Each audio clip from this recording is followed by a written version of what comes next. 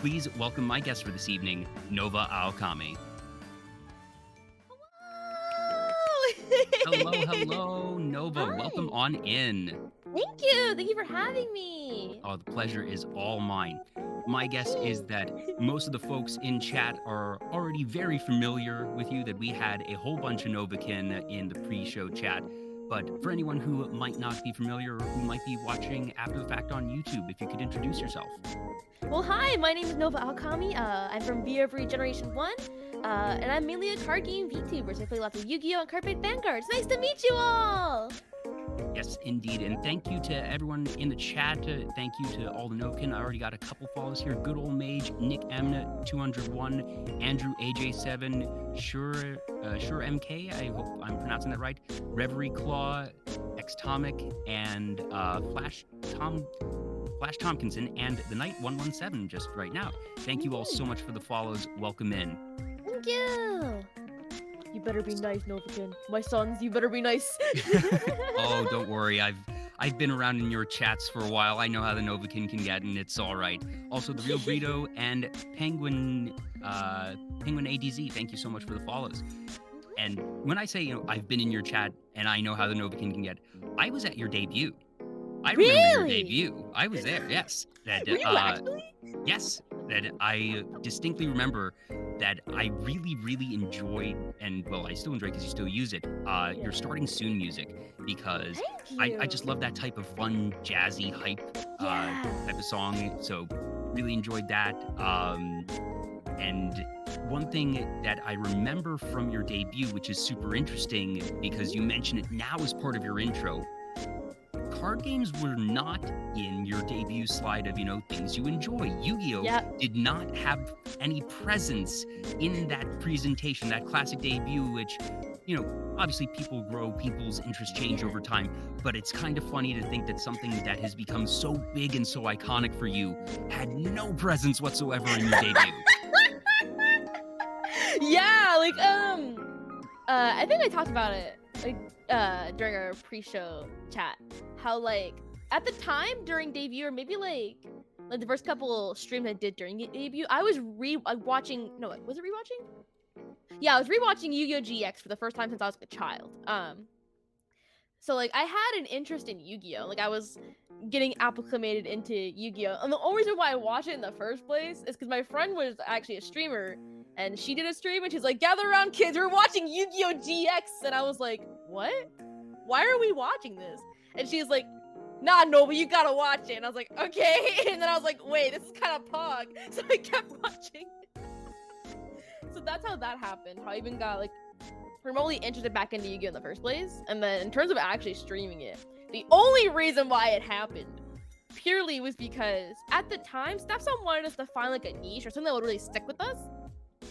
And some people found it really early on. I think Rhea, after her first week or second week, she got Pokemon, stuck into it, and run. I didn't really know what I wanted, because I think at the time I also wanted to do Pokemon, and I was like, shit, what do I do? And they were like, Nova, play Elden Ring. It's a really popular game right now. Play Elden Ring. And I'm like, I don't want to do that because I'm really bad. So I was quickly trying to find games that were really trendy at the time that I could replace it with. So I knew that Yu-Gi-Oh! Master Duel came out, and I was like, shit, I'm watching Yu-Gi-Oh! Right now. I was like, Snapson, can I play Yu-Gi-Oh? And he's like, sure. And then I did it. And it was really fun. And it was all over from there. Yeah, and after that, I was like, Snapson, can I do a whole week of Yu-Gi-Oh? And I just could not stop. Well, hey, mission accomplished. So you had already played Yu-Gi-Oh! You'd already seen at least a bit of Yu-Gi-Oh! Before all this. That did, was it in any way even a medium part of growing up? Was that something that you were into for a time, or was it something that was sort of a passing interest? So it was a come and go for me. I would touch and go Yu-Gi-Oh! A lot. I remember when I was really young, my brother and I would buy the cards, and we didn't know what we were doing because at the time we were watching Duel Monsters, and I don't know if nobody knew what they were doing. Yeah, specifically in Duelist Kingdom, because most of my memories from, and we didn't know what the fuck we were doing, so we were kind of just my monster's bigger, die. And I remember one time my brother brought out our family dog. Is I brought out the dog. you're dead. And I was like, The what? dog is now a monster card, apparently. Apparently so. Yeah, so we would do that. Oh my gosh. Uh, 'Cause I remember I was right in the target demographic when Yu-Gi-Oh hit stateside. yeah. And I got super, super into it for, gosh, probably 7, 8 years. So all the way through Duel Monsters. I sort of fell off at the end of the GX era. I've kept a general awareness that I know what an Exceed is. I know how to do, the overlay and everything. I know From the overlay network. Yeah. I know synchro. I know about pendulum and understand them on a conceptual level. Never use the cards or anything. Yeah. Link ones are a bit quirkier. I feel like they're really complex. I know that if I actually put in the time, I play Magic the Gathering and Yeah. I understand card games. I know it is not beyond me to get it. That's just sort of where my knowledge base starts to really fall off. But I love Yu-Gi-Oh! And just it's so cool to see it continuing, and it was super fun to see you really falling into it. But I do have to wonder, what happened first? Did you or someone in your chat realize that you're just a Blue Eyes White Dragon? Like, you fell into this. It couldn't be more perfect. It's literally your brand. But I feel like, did somebody in chat say, "Oh, did you design yourself after Blue Eyes White Dragon," or did you have the realization of, "Oh, wait, this works"? I've been asked okay, so I don't know if you know this, but I've been told many times that I look like a bunch of different characters. I've gotten told that I'm Blue Eyes. I've gotten told that I'm Lou from L Sword. I got told that I'm Lovely Labyrinth. I got told that I'm like Bob Sagata from Cardfight Vanguard, which I don't know if you know what she looks like. We look nothing alike. She just happens to be blue. Like, I get told I look like many characters, so that's why I'm like, yeah, I'll pick being that one. But the Blue Eyes one I see the most. Because I feel like that's something that most VTubers get in some degree of, oh, do you have inspiration from this other thing? And that it just, obviously, you already had this design, like we said, way before you started to get into Yu-Gi-Oh! As part of your content. But, even look at anyone in V-REVERIE, it couldn't have been more perfect. And just that obviously Nova is Nova. You are you. You are not a Blue Eyes White Dragon. But I feel like this winds up still as a net positive. Yeah. In terms of playing Blue Eyes, I chose it myself. Stefan was like, "What deck do you want to play? Because you're playing Yu-Gi-Oh! What deck are you gonna play?" And I'm like, I feel like Blue Eyes makes too much sense. I kind of just have to. And then I played it, and I was like, "Oh, it's just big funny numbers. Oh, I like this. Wait, it's just big, beefy numbers. I love it." And obviously, Blue Eyes, I would argue, is just the most iconic Yu-Gi-Oh! Card. Full stop. Yeah, for sure. That Dark Magician, that was Yugi's monster, but Blue Eyes is what you see on the UI in Master Duel. If you see Konami at any conventions, they have this massive Blue Eye statue. They do not have a Dark Magician statue. They do not have an Exodia statue. Face of the very first set of booster packs, which they're re-releasing, which is super neat. Yeah, for the anniversary. Yeah, it all sort of lined up, and then the fact that you also just genuinely enjoy playing that deck also works really nicely. It's really funny too, because even in the promotional art for Season 0, which is the original series of Yu-Gi-Oh!, the card that Yugi's holding is Blue Eyes. It's Blue Eyes. Yeah! He's not holding Dark Magician or anything else. No, it's Blue Eyes. People like dragons, and even in Magic the Gathering, that one thing that some of the designers have said is that, just statistically speaking, that they get feedback whenever they release a new set and what are the favorite creature types and everything, and dragon is always the most popular creature. Yeah, they're just people really like cool. dragons. It doesn't matter what game, what genre, dragons are cool. So true, bestie, they are. Also, give me 1 second. I forgot to turn the fan on in my room, and it's really hot. Oh, yes, please, by all means. Give me 1 second. I'm sorry. Rooney, I see you in the chat saying that Nova is Liliana. I think that Ophi would be actually not too far off from Liliana. Hi, I'm back. The fan's on. Welcome back. Yes, go. Do not pass out. Don't want you Yeah. suffering heat exhaustion. That would be very I bad. was sweating and I was like, ooh, I need to remain cold. I can't do this.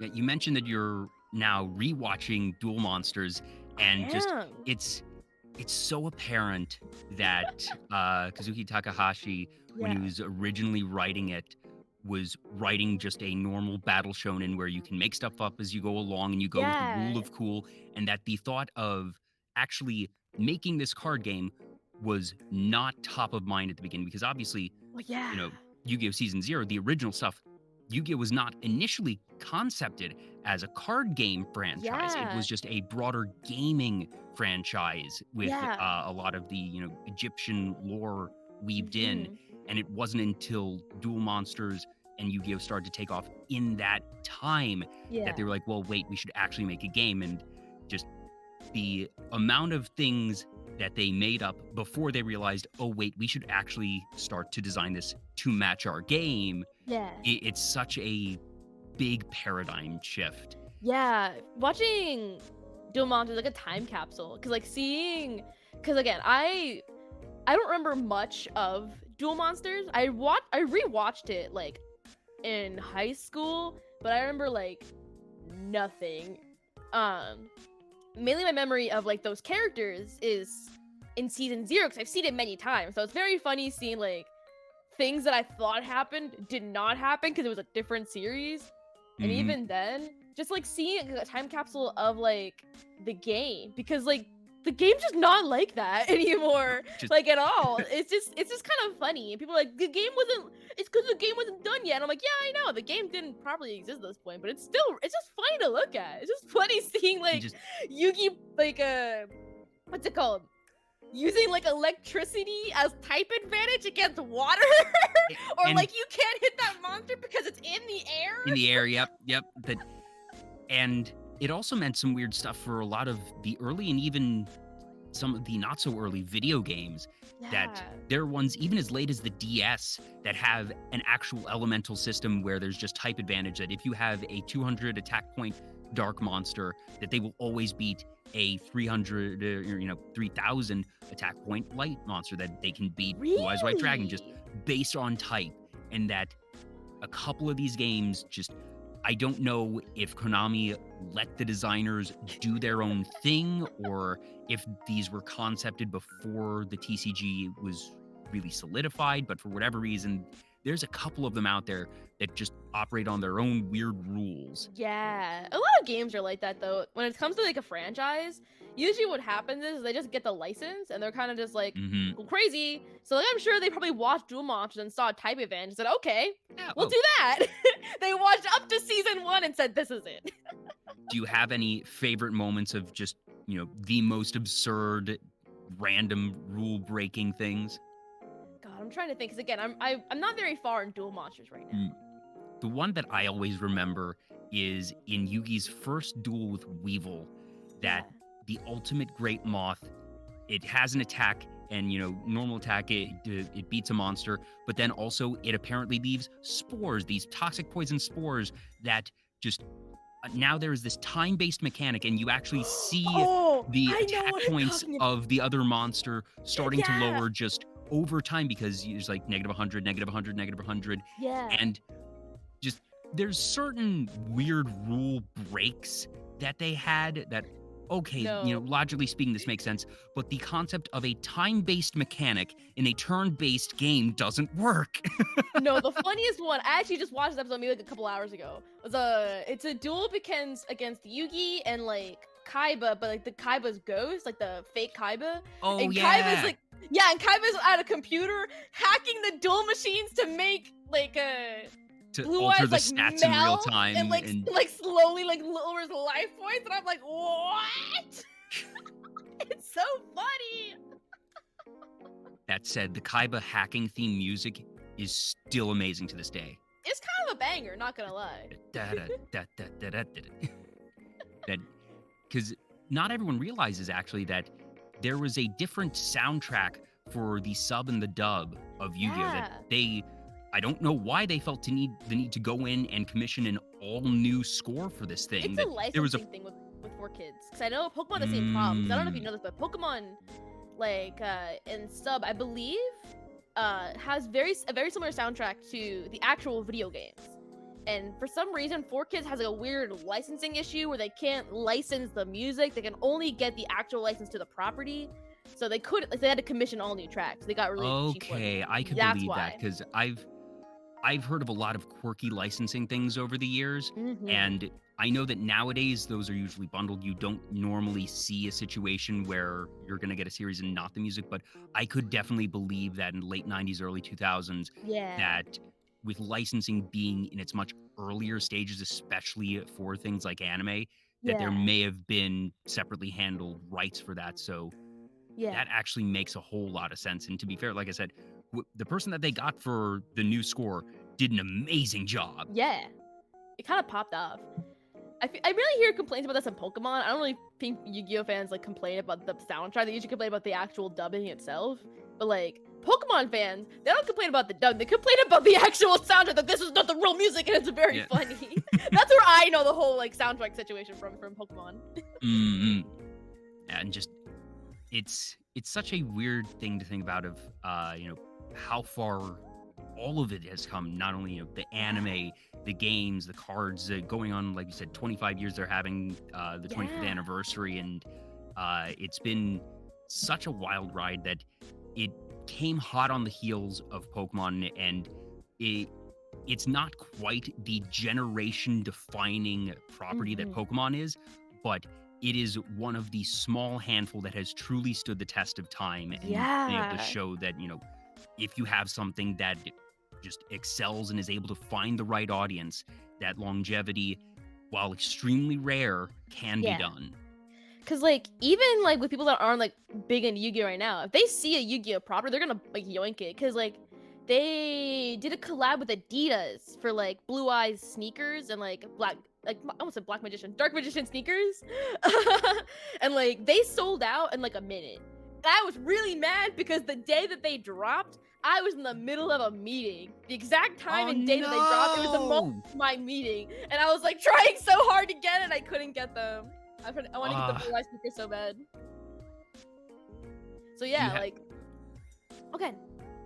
I was gonna ask, do you have any, apart from Blue Eyes, either favorite cards or favorite decks?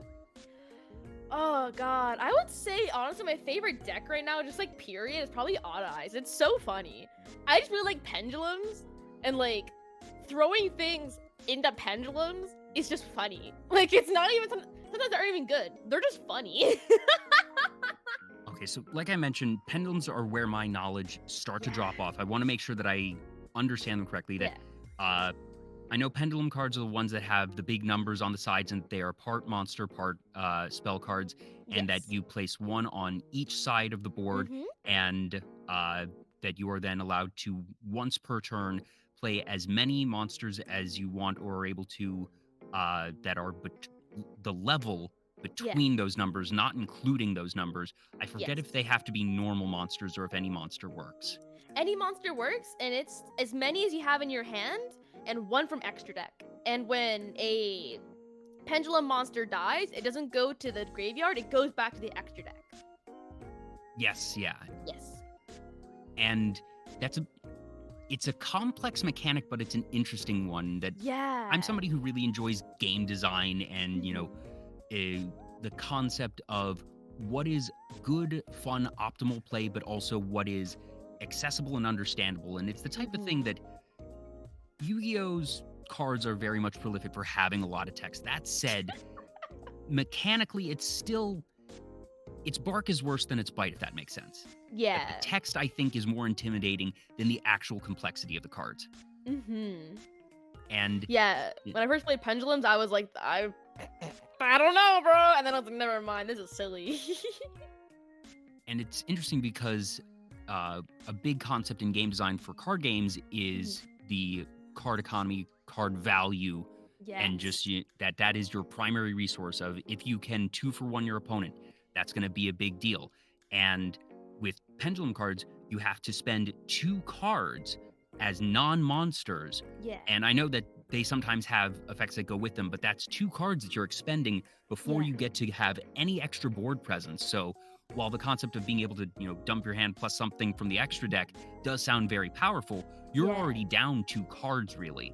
That I at least I would not expect the spell effects on pendulum cards to be super powerful. I'm sure that they have something that, helps you recoup that card value, Yeah. but they're naturally going to be weaker than something that is just a pure spell card. Actually, depending on the card, because sometimes there's ones that just like act as a polymerization, like once per turn, you can just fuse. Oh, It doesn't wow. go away when you use it. You can just fuse with it. Okay. There's some like a good odd ice combo is like there's 2 odd ice cards, and you have the field spell.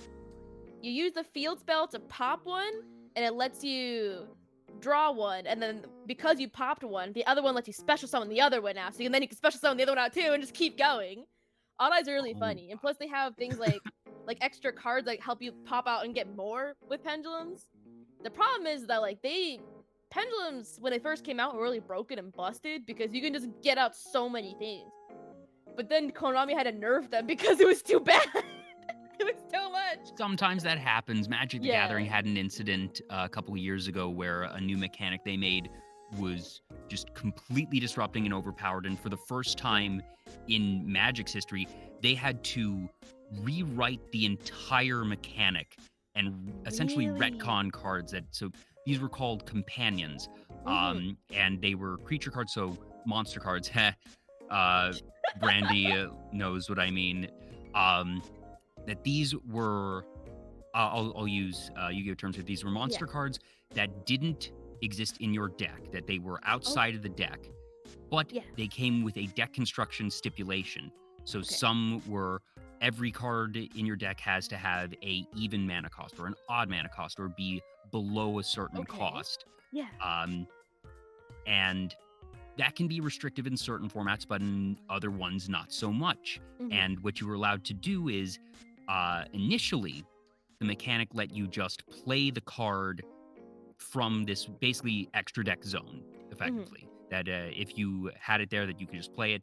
And it was very, very powerful. So the errata that they did for it was you now have to pay 3 mana, so 3 energy or resources to put the card in your hand, and you can only do that on your turn, and then you have to pay the normal cost to play it. And they are still very powerful, but adding in that extra cost and step between when you can play the thing and not at least reined it in, because it was Magic historically, unlike Yu-Gi-Oh, they're very different games in how they're managed. And I don't think that one is better than the other. I find it actually super intriguing to see the 2 approaches because both have worked.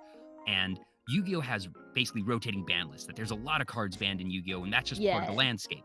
Magic is very, very hesitant to ban their cards. That if there's 15 cards banned in standard format, that is generally considered alarming to players. That makes people say, hey, something's gone wrong. Usually it's going to be 1 to 5, 7-ish cards. And in the past couple years, that number has increased a bit, but having a full mechanic rewritten was a moment for Magic. But I still find it, like I said, super intriguing, Yu-Gi-Oh's approach to it, because they've found this science to it, but it's also super fun for me as someone who doesn't know Yu-Gi-Oh to see basically the seasonal petitioning of ban card or unbanned card. Oh, it's so funny. I want to say every couple weeks to a month we'll see, please ban this card because it's too much. For a long time it was a Mystic Mine, now it's tier limits. But tier limits just got hit in OCG, which is like Asia. So it might get hit in TCG. So what is Mystic Mine in what was it? Tier limits, was it? Tier limits. So tier limits is like a whole archetype. So Mystic Mine essentially is like a card that I don't play TCG and it was never a Master Duel. So correct me if I'm wrong, chat, on understanding this. But essentially, I think if your opponent has your opponent can have more monsters than you, so they can't special summon. And like, I think if you give them like tokens, you can lock them out of things. Like if it's a big combo to do like a little drama. Oh, okay. Yeah, so I actually just pulled mine. It's a field spell, effects, or declare an attack. If you control more monsters than your opponent does, you cannot activate monster effects or declare an attack once per turn during the end phase. If both players control the same number, destroy this card. And I are considered tokens, but they are still considered. I thought they were still considered, but not. Wait, I was sorry, I was reading chat. I was saying how like apparently the audio. Hello? Hello? I hope it did not bork. Is it like me who's crunchy? Yeah. Oh, it it's might have fixed been now. me. Okay. Phew. We're good. All right. That was So, weird. so what was your question? Sorry. Now I'm kind of nervous. I'm wondering if that was me. Okay, both were Rose. That's weird. Oh. Okay, haven't seen that before. I was telling Nova before we went live, this is actually my second show on a new machine. That did not happen last time. The mine was Mystic. Me searching for Mystic Mine may have upset something. I'm gonna have to figure that out another time though. But anyways, so basically, that Mystic Mine cares about the number of monsters you have. Yeah. And I know tokens are not considered cards, that they are tokens. They are their own sort of separate type of thing. Yeah. But I thought token monsters were still considered monsters. Are they not? I'm not sure exactly on the ruling. Again, my knowledge on like Yu-Gi-Oh ruling is very people small. And we're Look at seeing their some monsters in the field. I see. Okay, yeah. But then, so what is this new one? Because I can see how Mystic Mine would do stuff of just if you're doing a monsterless strategy, basically, that you can just lock your opponent out of the game, and that obviously monsters are generally going to be the bread and butter of the game of most decks, and that if you've found some win condition without them, that if you get Mystic Mine out, it's just going to be a bad time. That one of the things that I know a lot of designers and sort of ban committees look for is what prevents the game from being played. What is just something where someone cannot even try to play the game, and that I can see where that situation would occur. But what is this new one? It took a long time to get Mystic Mine banned. And once again, Tearlaments is also a TCG thing. It's not a Master Duel. So, chat, feel free to correct me if I'm wrong on what Tearlaments does. So, Tearlaments is essentially an archetype. They're all pretty mermaid girls. And essentially their whole thing is they want to get you and themselves to mill the deck. But the thing is with Tearlaments, they can recur themselves, right? Now, is this milling your opponent's deck or your deck for resources? I think it's both of you. But the thing with Tearlaments, they can bring themselves back out, I think. Again, my knowledge of TCG is very small since I mainly do Master Duel.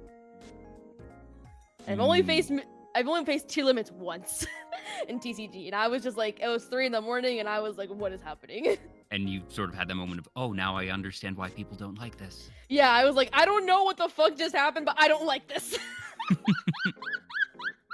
I was like, this is not epic. I was exhausted. It was 3 a.m, and one of my mods was like, hey, Nova, you want to play not Master Duel, you want to play Yu-Gi-Oh? And I'm like, sure. Oh, wait a minute. So your mod did this to you? Yeah! Oh, betrayal. It was like, I was like 3 a.m, exhausted. I was playing like because I don't own many like fully built like TCG decks, but I have like a core of like Live Twin, which is the deck that I usually play.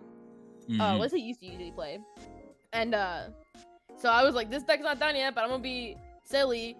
And Amaze is like, okay, I'll pull Tillerman's out. And I'm like, what? And then he just went sicko, and I'm like, I don't know what just happened to me, but I think I just died.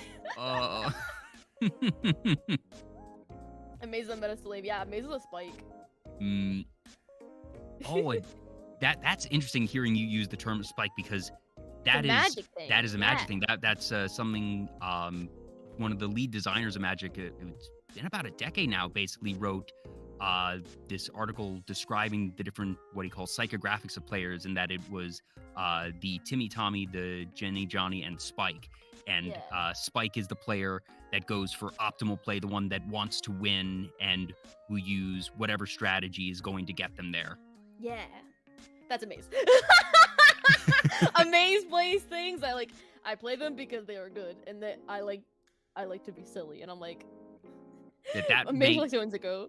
That you are a Timmy Tammy in terms of psychographics. That Timmy plays cards because they are big, have big numbers, which is something you mentioned earlier, and that they enjoy just high-scale power things, even if they aren't necessarily optimal. Johnny likes combos, that they enjoy putting pieces together and figuring out busted strategies with things that aren't supposed to work together. And like you said, Spike is just optimal play. They're going to go for the meta first and foremost. Yeah. I don't know. I like playing things that are funny unless they're good. Yep, that is Timmy mentality. And just, I think the way I play Magic is mostly limited. So draft and sealed, which is unfortunately something that isn't super big in Yu-Gi-Oh! Yeah. And when it comes to draft and sealed, I'm a Spike in the sense that I will play whatever cards are passed to me, but a limited Spike is very different from a constructed Spike because, and I just discovered I don't enjoy constructed play.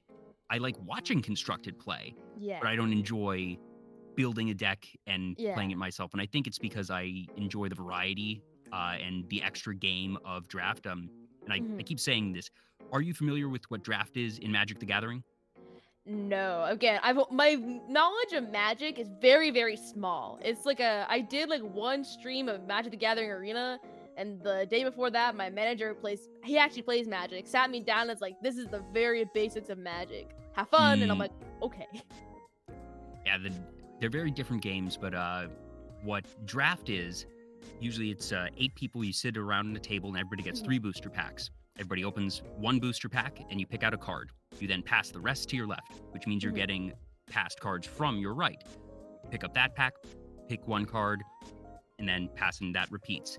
And in Magic, you have your 5 colors, and the phrase of it is signaling. So for the first pack, you just pick the best card. What is the best card in there? Usually it's going to be the rare, not always. And if I pick a blue card first, and then I'm going to be incentivized to pick a second blue card because that's going to let me play that first one. But if on the 4th pack that I'm passed, there's no blue cards, and then I'm going to say, all right, what's best? Okay, the best card here is a red one. I'll take a red card. And then if the next one, again, there's no blue, this tells me, all right, folks that are passing to me are in blue. I might not want to be in blue anymore because I'm just not going to get past good stuff if I try to scrape around for things that are going to be already picked over. So there is that real-time evaluation of strategy and sort of lost potential in games, really, of your positioning relative to what other players at the table are signaling to you by the things that are and aren't in the pack. Because then if, 7th pick, holy cow, this is an amazing black card. What is this doing here? This should not be here. That tells you that the folks over on the other side of the table probably aren't in black.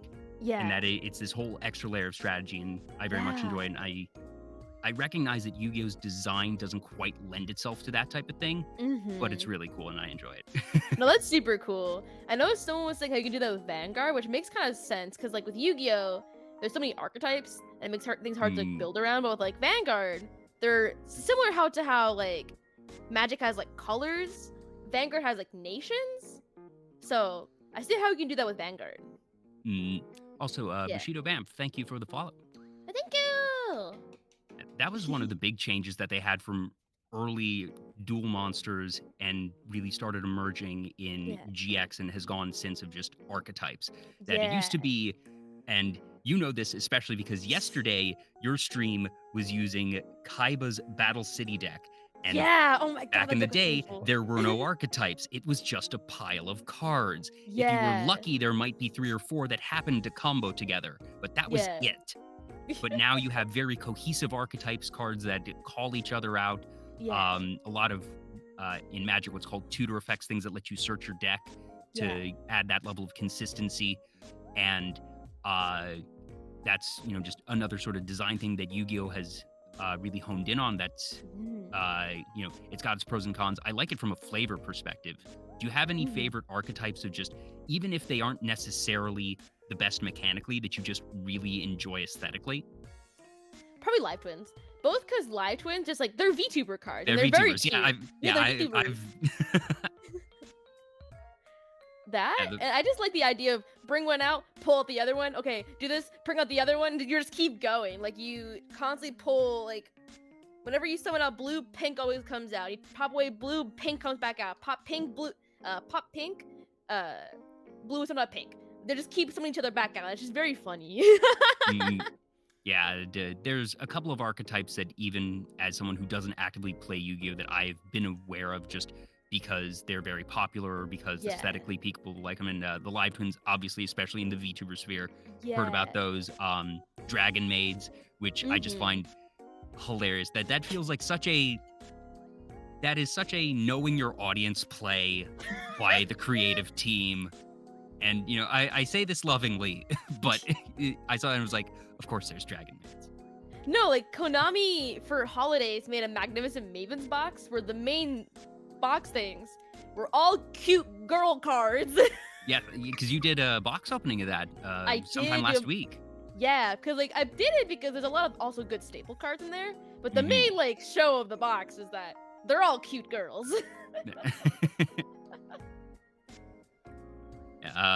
Runa says Magic needs some Dragon Maid tribal. Yeah, there's a lot of Dragon tribal, no Dragon Maids yet. Yeah.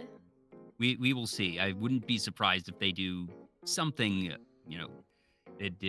that's one of the things about whether it be Magic, Yu-Gi-Oh, Pokemon, that these games are always changing. They're always trying new things, and sometimes those things don't work, but that's okay.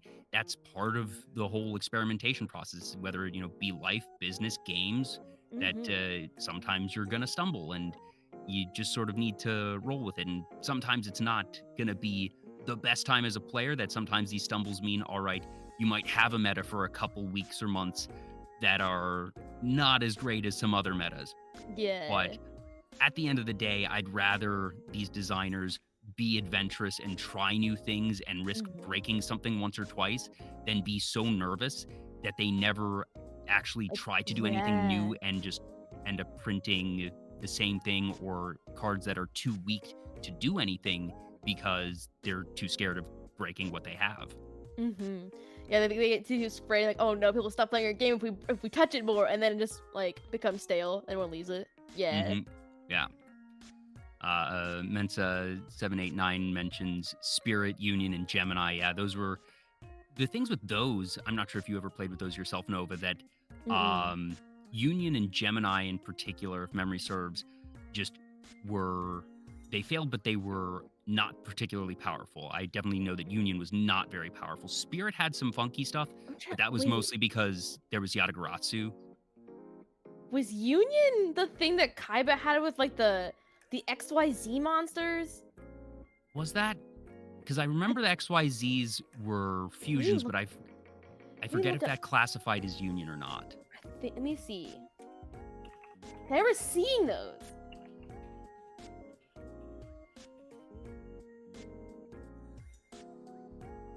Let me see.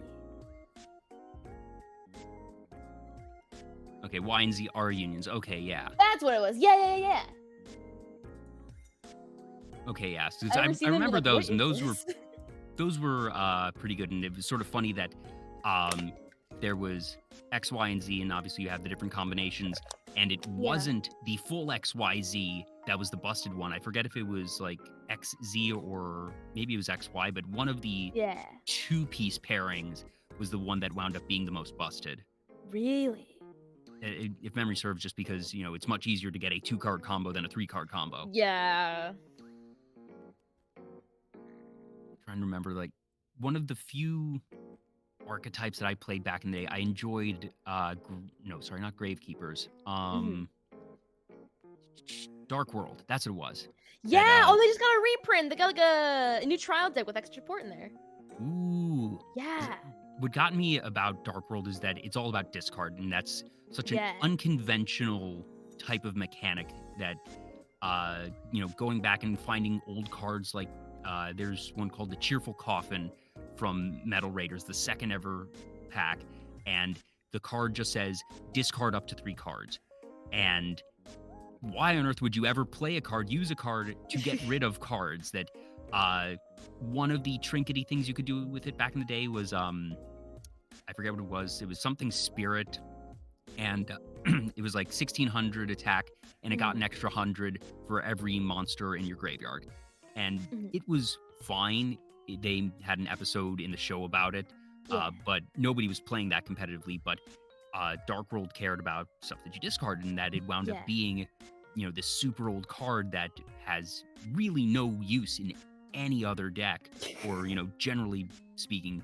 But then it had something there, and it was just super powerful. Okay, I play this card and get to dump 3 monsters and have 3 really powerful effects go off. Yeah, a lot of Konami's been doing a lot of like reprinting old decks and like give them support. They did Crystal Bees too from GX too. They're doing a lot of anime like trial deck boxes. I don't know. And give them some new support. It's pretty funky. Oh wow, Dark World is 4th or 5th best deck right now. That's cool, because I get guests every so often that are into Yu-Gi-Oh! And I remember that the last guest that I had on, I don't recall who it was, but they told me that Dark World had not gotten support in years, and that they had a friend who would just daily tweet, day 677 since Dark World got new support. So whatever the support is must have been really recent. Yeah. They just released it maybe a couple months ago. They got like a trial deck with new cards in there. Are there any archetypes that you're just, super hoping will get more support? I did see your video from today about I was gonna say, please give me Blue Eyes Pendulums. I want it so bad. Because I made a Blue Eyes Pendulum deck because it sounded funny. I didn't think it was gonna work, but it was funny. But then I did a stream with it, and the whole stream was gas. It just kept going. I was like, why does this work? Why does this work? I wasn't sure if that was meant, because I figured that was just sort of a joke, because obviously Blue Eyes does get a lot of support. Yeah. And that it was, meant to be joking there. So I'm going to say taking Blue Eyes off the table, because they do get a lot of support, even if a Pendulum would be cool. What is one that you feel is genuinely under-supported that you would like to see get more? Dude, I remember seeing this, but I want a original Elemental Heroes retrain. Like redoing the original Elemental Heroes, like Persinatrix, Avion, Sparkman. That'd be so cool, because they do nothing right now, and heroes are kind of funky. Give them more stuff. Yeah, because Elemental Heroes were really the first big archetype that. There were a couple, like we said. If anything, it was Cyber Dragons. Cyber Dragons changed the game. Yeah, that it was Cyber Dragons. There was some Gravekeepers in original Duel Monsters, but that was, that was quirky. That was sort of unique that they had this thing. And obviously Heroes wound up being a big thing because, Jaden, that was his entire deck. So they were getting a lot of support back in the day, and that they really brought fusions into viability, I felt, because, early fusions, Blue Eyes Ultimate Dragon is not an efficient card. No, it's really it's a terrible card. It's 4 cards put together for, yes, a very large beat stick with no effects or defense or, it's protection. It's just a funny big number. Dude, even when I play Blue Eyes, I don't touch Blue Eyes Ultimate Dragon. No. I've done it once because I was like, man, it'd be funny to bring out Blue Eyes Ultimate Dragon, but I never do that. It's almost as bad as saying, like, oh yeah, bring out, what's it called? Chaos Max Dragon. No! Get out of here, no! Now, what is Chaos Max? I think I've heard of Blue Eyes Chaos Max in passing. I don't know what that one does. So Chaos Blue Eyes Max Dragons is a ritual Blue Eyes card. So essentially, I think you have to have Blue Eyes and you have to have the ritual card. Bring out. It's a Chaos Max Dragon. It's 4,000 attack and can't be targeted by card effects. So you need to be able to A, beat it get in big battle. enough, which is not surprisingly difficult at this point because cards can get big now in Yu-Gi-Oh pretty quickly. Or B, just kaiju it, and like that's my thing. At this point in Yu-Gi-Oh, you can get over 4,000 pretty easily, especially with the Exodocker and stuff, or spin it. It does double piercing. Does it really? It is Exodocker, or like just get a kaiju and just like slap on top of it. And I don't like it purely because it takes up more room in an already bricky deck. Like Blue Eyes already in and of itself bricks really hard. Adding in a card that in theory will do nothing unless you get the other brick is just not good. It's just not good.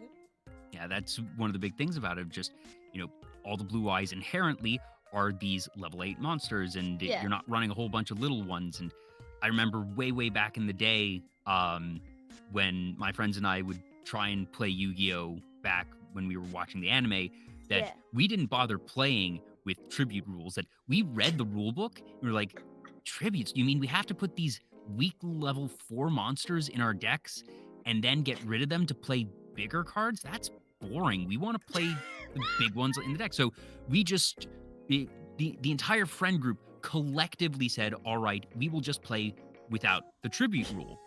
And it was its own sort of weird high-powered meta, and it was fine because we all agreed on the rule set. It's not like we were going to locals or anything trying to play these decks. We understood what the actual rules were and chose to ignore them.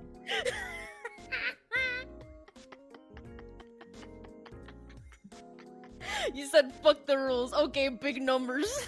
Yep. And we had fun with it.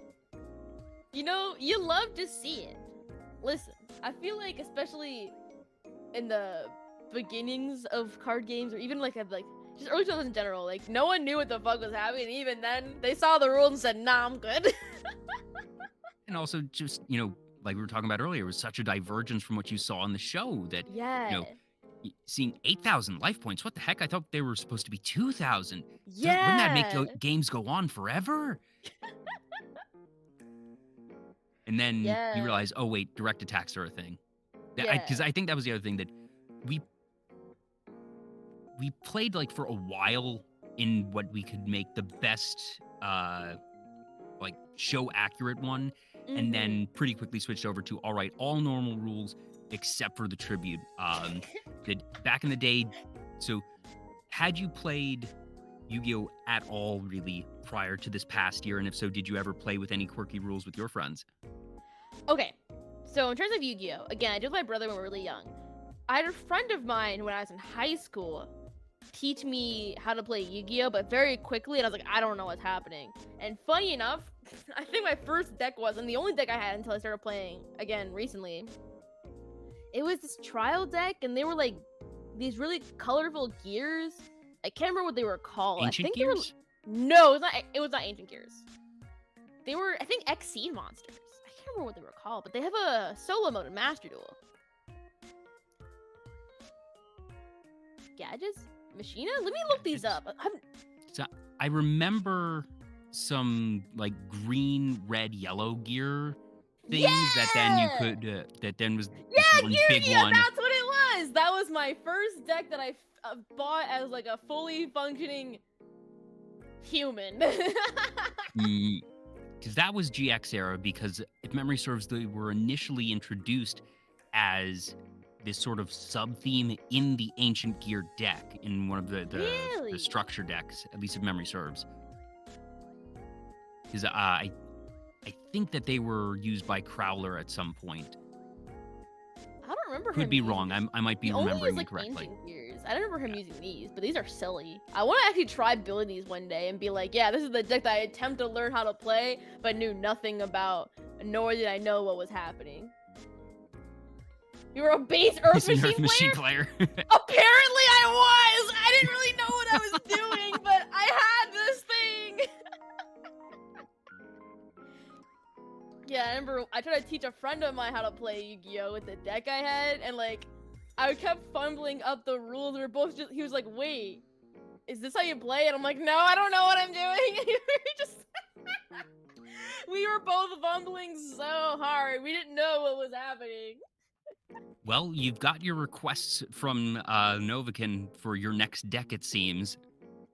Yeah, I'll play Yu-Gi-Oh. I'm so curious. Like, how does this actually play? Now that I know kind of what's going on and how to play Yu-Gi-Oh, I kind of want to try this. I think this big number, you love to see it.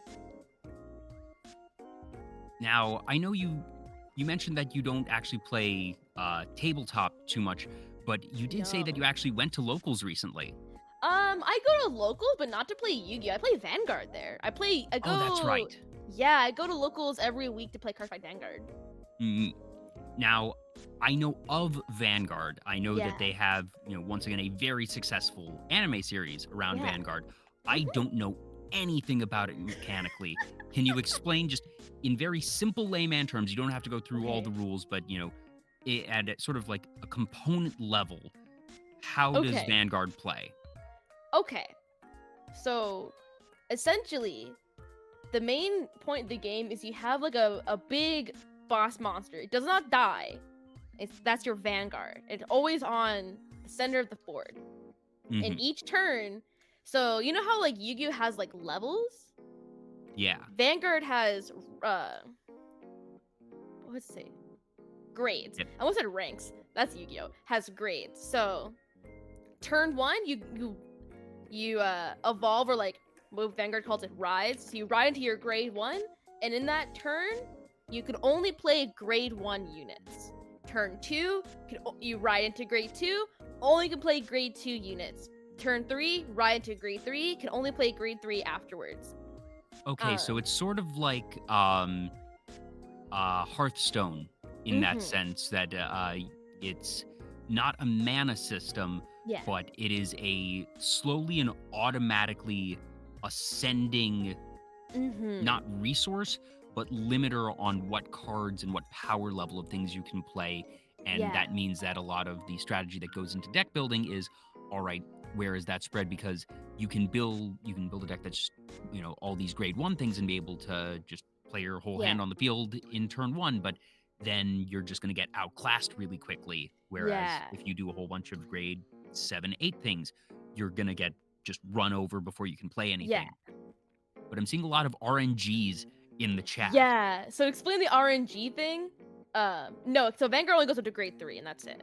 But the whole RNG system is that when you do damage or take damage, you use something called like drive checks or checks. So essentially, you look at the top card of your deck, and either you can check like a monster, and it's just like a monster and it goes into your hand, or if you're doing it defensively, it goes into your damage.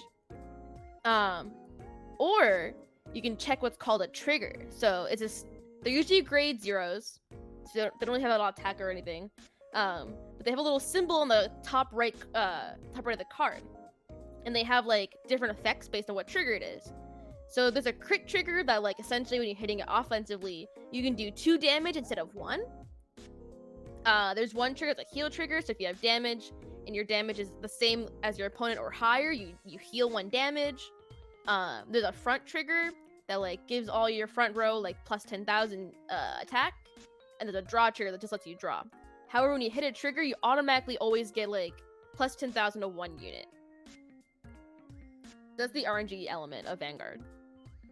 Okay, so the RNG comes into play when you're taking damage, and then just based on the card that you flip from the top of your deck has certain things. You mentioned that a lot of these special ones are grade 0, so they're going to be cards that you don't actually want to draw. You want them to be on top when you're taking damage. Yeah, so it's either when you're taking damage or you're dealing damage. You check both times. Yeah. Oh, then there's the over trigger, which is so generally you can like adjust how many numbers of triggers you have in your deck, as long as I think it hits up to 16. Except for heals, which has to be at 4. However, the one card that's like you're limited to 1 is your over trigger. So essentially, your over trigger is it gives you plus 100 million damage. You can draw 1, and there's also one effect on it depending on like a special effect on it depending what nation you're in. So like if you're playing in Lyrical, you get like what's it called? Plus 10,000 to your front row for the rest of the game. I'm trying to think of. So the over trigger is Yeah. the shonen protagonist, Yeah, big it's the crazy anime. awesome moment that It's the if anime card. if you get super lucky, Yeah. that you just are gonna win. Yeah. Like if you hit OT, you're kind of fucked. And that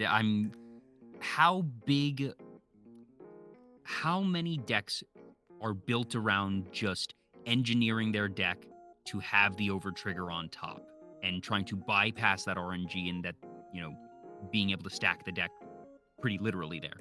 Surprisingly, not many. I think the only deck I could think of that's like really like, oh, you want like so you can just like what goes on top is a deck called Hexorb. So essentially, it's one of those decks where you want to get triggers in your hand because you can take the trigger in your hand and then put it on top, so you can automatically know what you're checking. Yep. So say if you like get OT in your hand, just put it on top, damage, go for damage, check OT, and then you're just good. Randioli of Ravioli, thank you for the follow. Thank you. Now, I'm guessing if that's the case, then there probably aren't as many search effects as in Yu-Gi-Oh!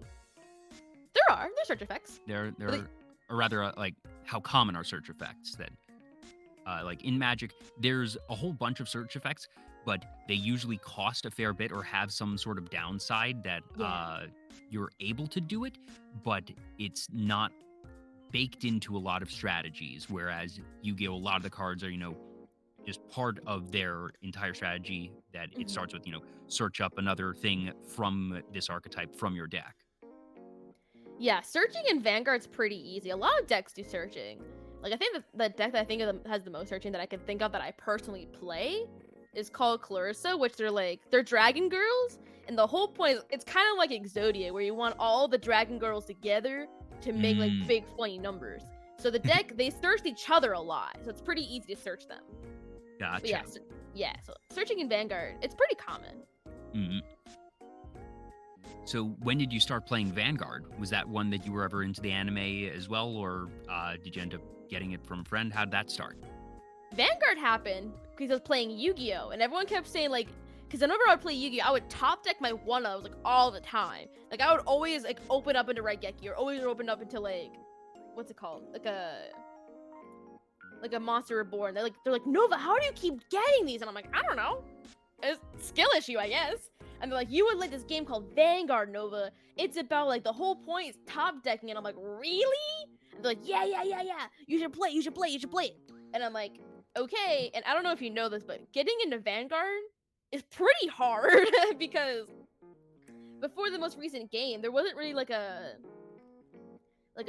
simulator quite like Master Duel. There's like a mobile game that's kind of like a Duel Links equivalent, but it's not really the same as because normal Duel Vanguard. Links was not normal Yu-Gi-Oh! No. So yeah, there's Vanguard 0, but like there's lots of qualms with Vanguard 0, so it's kind of you have to really try to get into that, or you have to find a locals that actually runs Vanguard, and not many of them do. Yeah. Meta Knight, thank you for the follow. Thank you. Yeah, earlier in the week we were talking about locals and LGSs, and that there's a really interesting just sort of landscape of LGSs on their own. It makes sense from a business perspective that a lot of local-based events are going to be sort of self-fulfilling prophecies and community building. That if the local Vanguard players know that this shop regularly fires Vanguard events, they're going to all start going to that shop, and they're going to start telling other players that they mean, hey, come to the shop. This is where we play. And that you can really easily start to grow and have sustained presence there.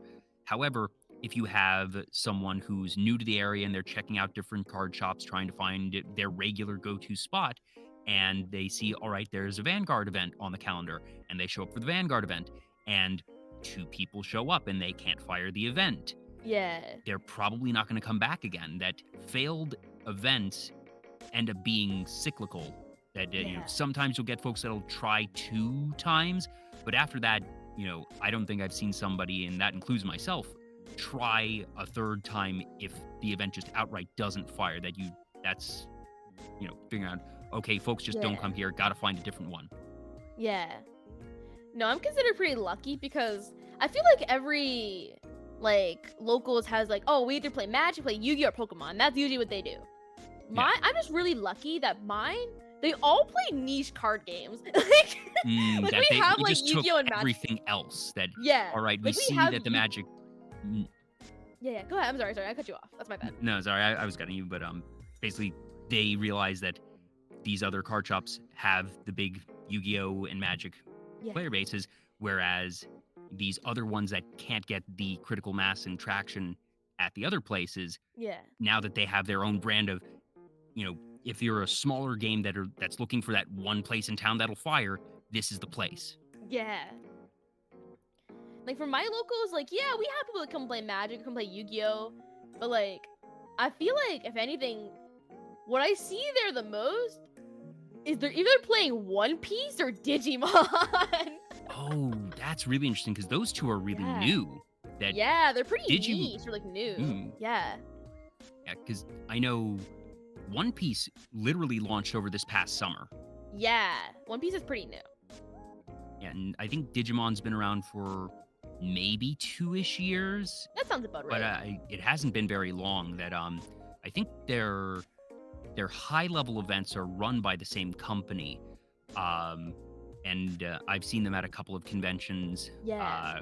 Haven't really gotten into them myself, but I'm glad to hear that they've, gotten that initial traction. And obviously they're both very, very coveted and beloved series, so I'm not shocked. Yeah. But it can be really tough for new card games to, just get that foothold. Yeah. I don't know. I always feel bad, especially this is a Bushy Road problem. They'll have properties and then they just die. May it rest in peace, Buddy Fight. Oof. That it's just sad seeing card games die, Mm-hmm. I know there was a Yu Yu Hakusho card game that died. I don't know. Yeah, there have been a whole bunch over the years, including ones with those big name IPs that still weren't able to get it. And I know there's been one called Flesh and Blood that's gotten a lot of traction. Yeah. I'm trying to remember. There's like one or two others. MetaZoo, I think. What is that? I've only heard of it, and I've like seen a couple of the cards in passing. It has a much older aesthetic, like think early days of Magic the Gathering type of art style. I see. I don't know anything about them mechanically. I just know that they exist and that they've survived long enough to have more than 2 expansions. Man, that sucks. I don't know. I feel so bad seeing card games die because I don't know. Card games are so fun, and then you see it just like die. Especially because sometimes when you find a card game, you go ride or die for it, and then the aftermath of the game dying, like you're seeing people in chat going Buddy Fight.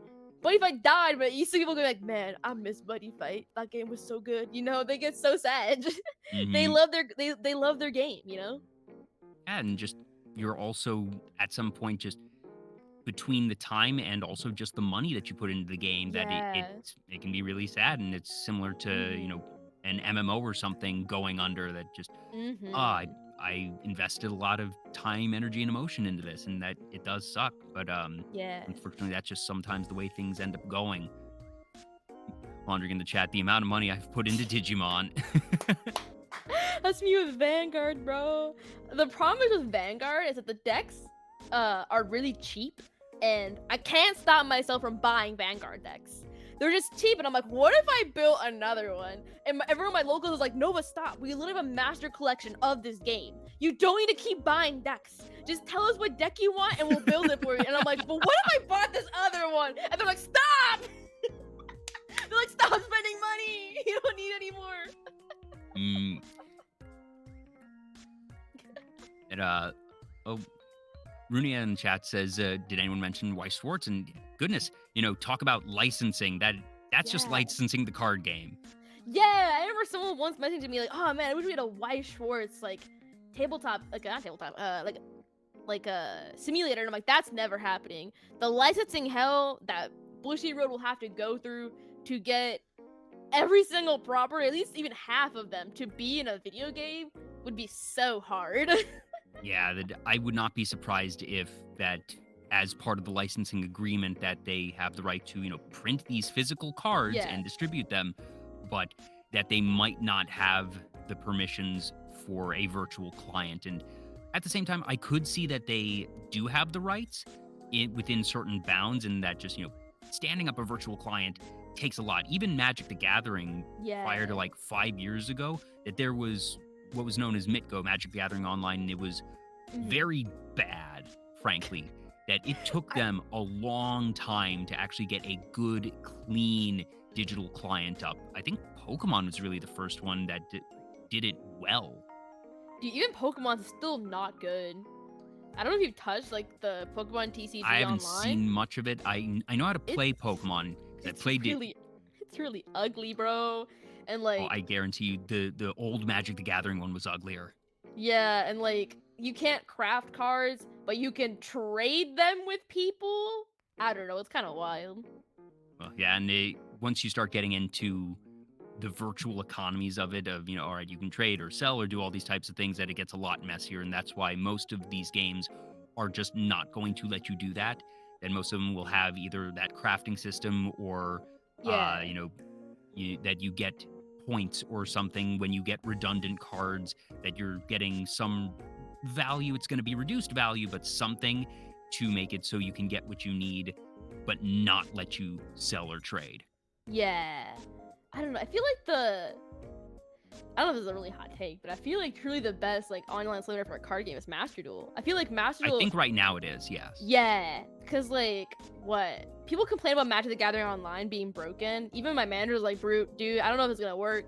Because even when I play, sometimes the audio just like turns off randomly and things like that. It's very glitchy, and I'm like, "Oop." Vanguard is like $70 to get, and even then, it's not like a full online client. It's like a game that has like a ranked system in it. Pokemon's is just kind of weird. They made a new one, which is apparently even worse than the old one. There's no really like truly clean online client for a card game quite like Master Duel. Yeah.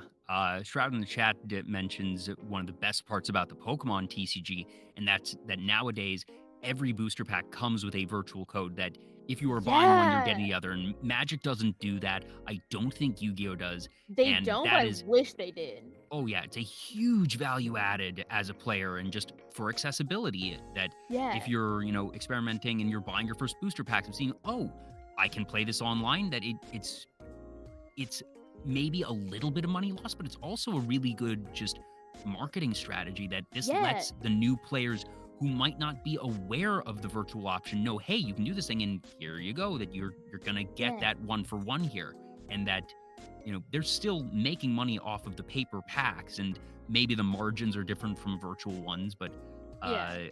I think at the end of the day, that's something that other card games could really learn from.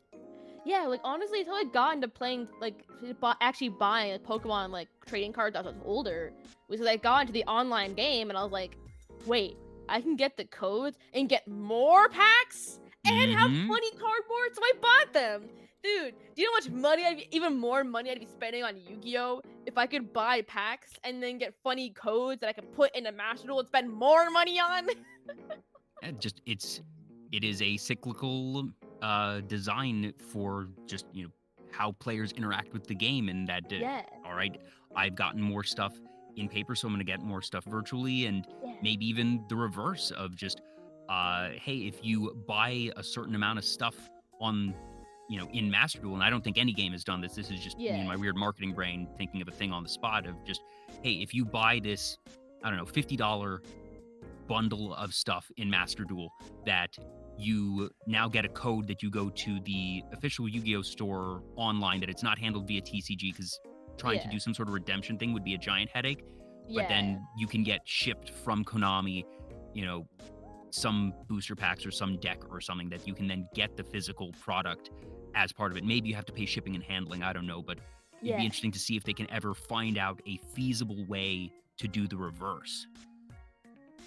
Even like what's it called? Like Konami has like Master Duel card sleeves that are like really rare. You only get them from giveaways. Like I think if they did that and like you can get like like Master Duel branded card sleeves, bitches would go insane. Oh, I would go insane. I would they spend should so just much put those in money. LGSs. Just outright print those in Yeah. LGSs. There's like certain like Yu-Gi-Oh branded like merchandise that's very exclusive to like giveaways. Hmm. There's that. They have like Rescue Rabbit that I think was only available like very limited at like Anime NYC. and then like giveaways on Twitter, and that's it. They don't sell it Oh, online. wow. Yeah. And good old Mage says they need more plushies. They do. They made. I think they made another. I think they made Rescue Cat as a plushie too. I hope they've made a Karibo plushie by now. I'm sure there is one. I feel like I that's can't the most imagine not being. obvious. Yeah. God, I want like the Rescue Rabbit plushie. It's so cute. It looks so nice. I want it. It looks like I want to display that. Also, I just remembered, so Yes. you actually have a Blue Eyes model. I do. Should I pull it out?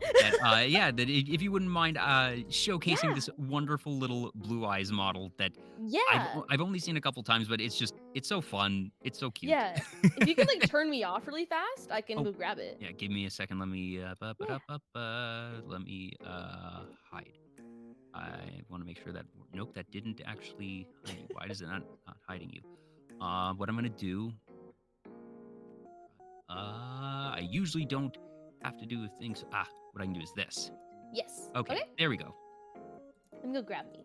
Yes, so just stand on by, folks. Hopefully you all are enjoying the show so far. Thank you to everyone who's been, active in chat. It's always nice to see chat moving. Thank you for all the follows. I figured we'd talk Yu-Gi-Oh for a while. I didn't actually expect us to go this long, but it's been good conversation. Yeah, listen, Yu-Gi-Oh's fun to talk about. I don't know. Everyone I talk to, who talks to me, they're either like don't know what to say to me because I play Yu-Gi-Oh, or get so excited they can't stop talking about Yu-Gi-Oh. Also, I'm ready if you want to pop me back on. And with perfect timing, Neo Blue Eyes, thank you for the follow. Thank you. Baba. Lily Koizumi, thank you for the follow. Thank you, Willie. You're already Blue Eyes White Dragon, but now you are really Blue Eyes White Dragon. Yeah, let me I'll zoom out a little bit so you can see the whole drip. It's like a whole thing. Yeah, it's sort of a Kigu. Yeah, so I got let me read a little more. There we go. Yeah, so I got Karibo slippers and the claws. If you can scoot yourself up just a little bit more, part of the frame is blocking the slippers. Oh yeah, no worries. Let me zoom a little bit. Yeah, there we go. That? They're kind of small, difficult to see, but you can see just the little fuzz balls and the two eyes there. That is a wonderful little addition by whoever the artist was. Yeah, so I designed it myself. Oh, and then had a good friend of mine, Isla, draw the model for me. That's fantastic. Yeah. And that this is the one that you were using last night in that stream where you were playing the Kaiba Battle City deck. Did you win a single game? I did. I won one. Hell yeah. You love to see it. Yeah, no, that was brave because you took it on ranked. Is it at the beginning of the season? So hopefully, even if your ranking suffered, that you can just bring things back up. Yeah, and even then, I've been kind of behind on ranked. I don't really touch it as much anymore. So it's already just kind of at gold. It's doing nothing, and then I dropped down to silver because the season reset, and I was like, all right, I don't care. Okay, yeah. But yeah. All right, I will hide you again. That way you can get your outfit changed. I can go get changed. There you go. Yeah, you are hidden once again. Thank you.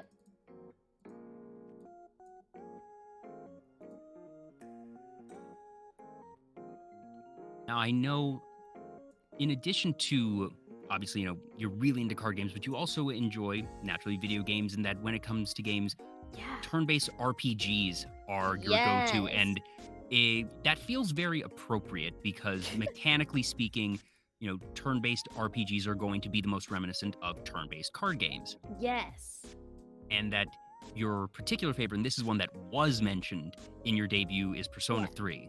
Yes! Oh my god. I'm so excited too because there's a leak that just came out saying that I saw that rumor. Get a Persona 3 remake! I'm like, oh! I was that you and several friends of mine, because I got into Persona very late. I've played Persona 5. I didn't play Royal, but I loved 5. That 5 was one of my favorite games of the past 5 years, just full stop.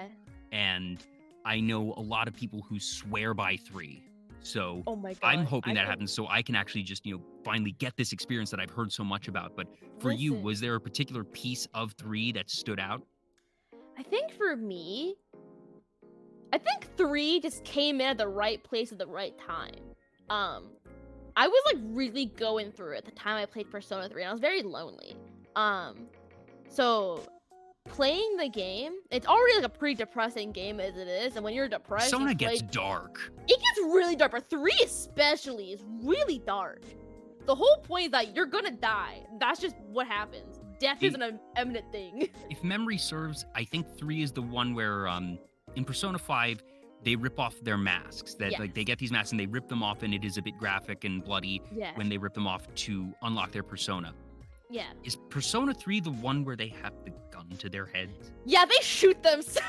Okay, because I was like, I know this has happened in Persona, and I'm pretty sure it's 3, and it's like, that's a particular level of dark there. Yeah, like the whole point, because I think you noticed that every single Persona game has like an overall like theme that they want their player base to learn about. You know, like like Persona 4 is like stand and find out the truth. Like Persona 5 is like justice and like doing what's right. Persona 3 is remembering that you'll die and that death is an imminent thing. Like, oh boy, I'm here for the fun turn-based strategy game, not mortal realizations and epiphany. Yeah.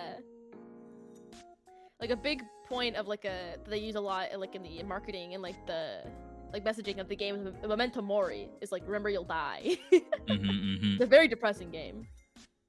But even so, despite this very real, very tough theming, that I think one reason that Persona has just done so well and that all of their games are held in high regard, even if, I would say I think 3, if you were to sort of poll the fan base, what is folks' favorite, I think it would probably be 3, but... No, I would say it's 5. 5 fans are really You think 5 is passionate. surpassed?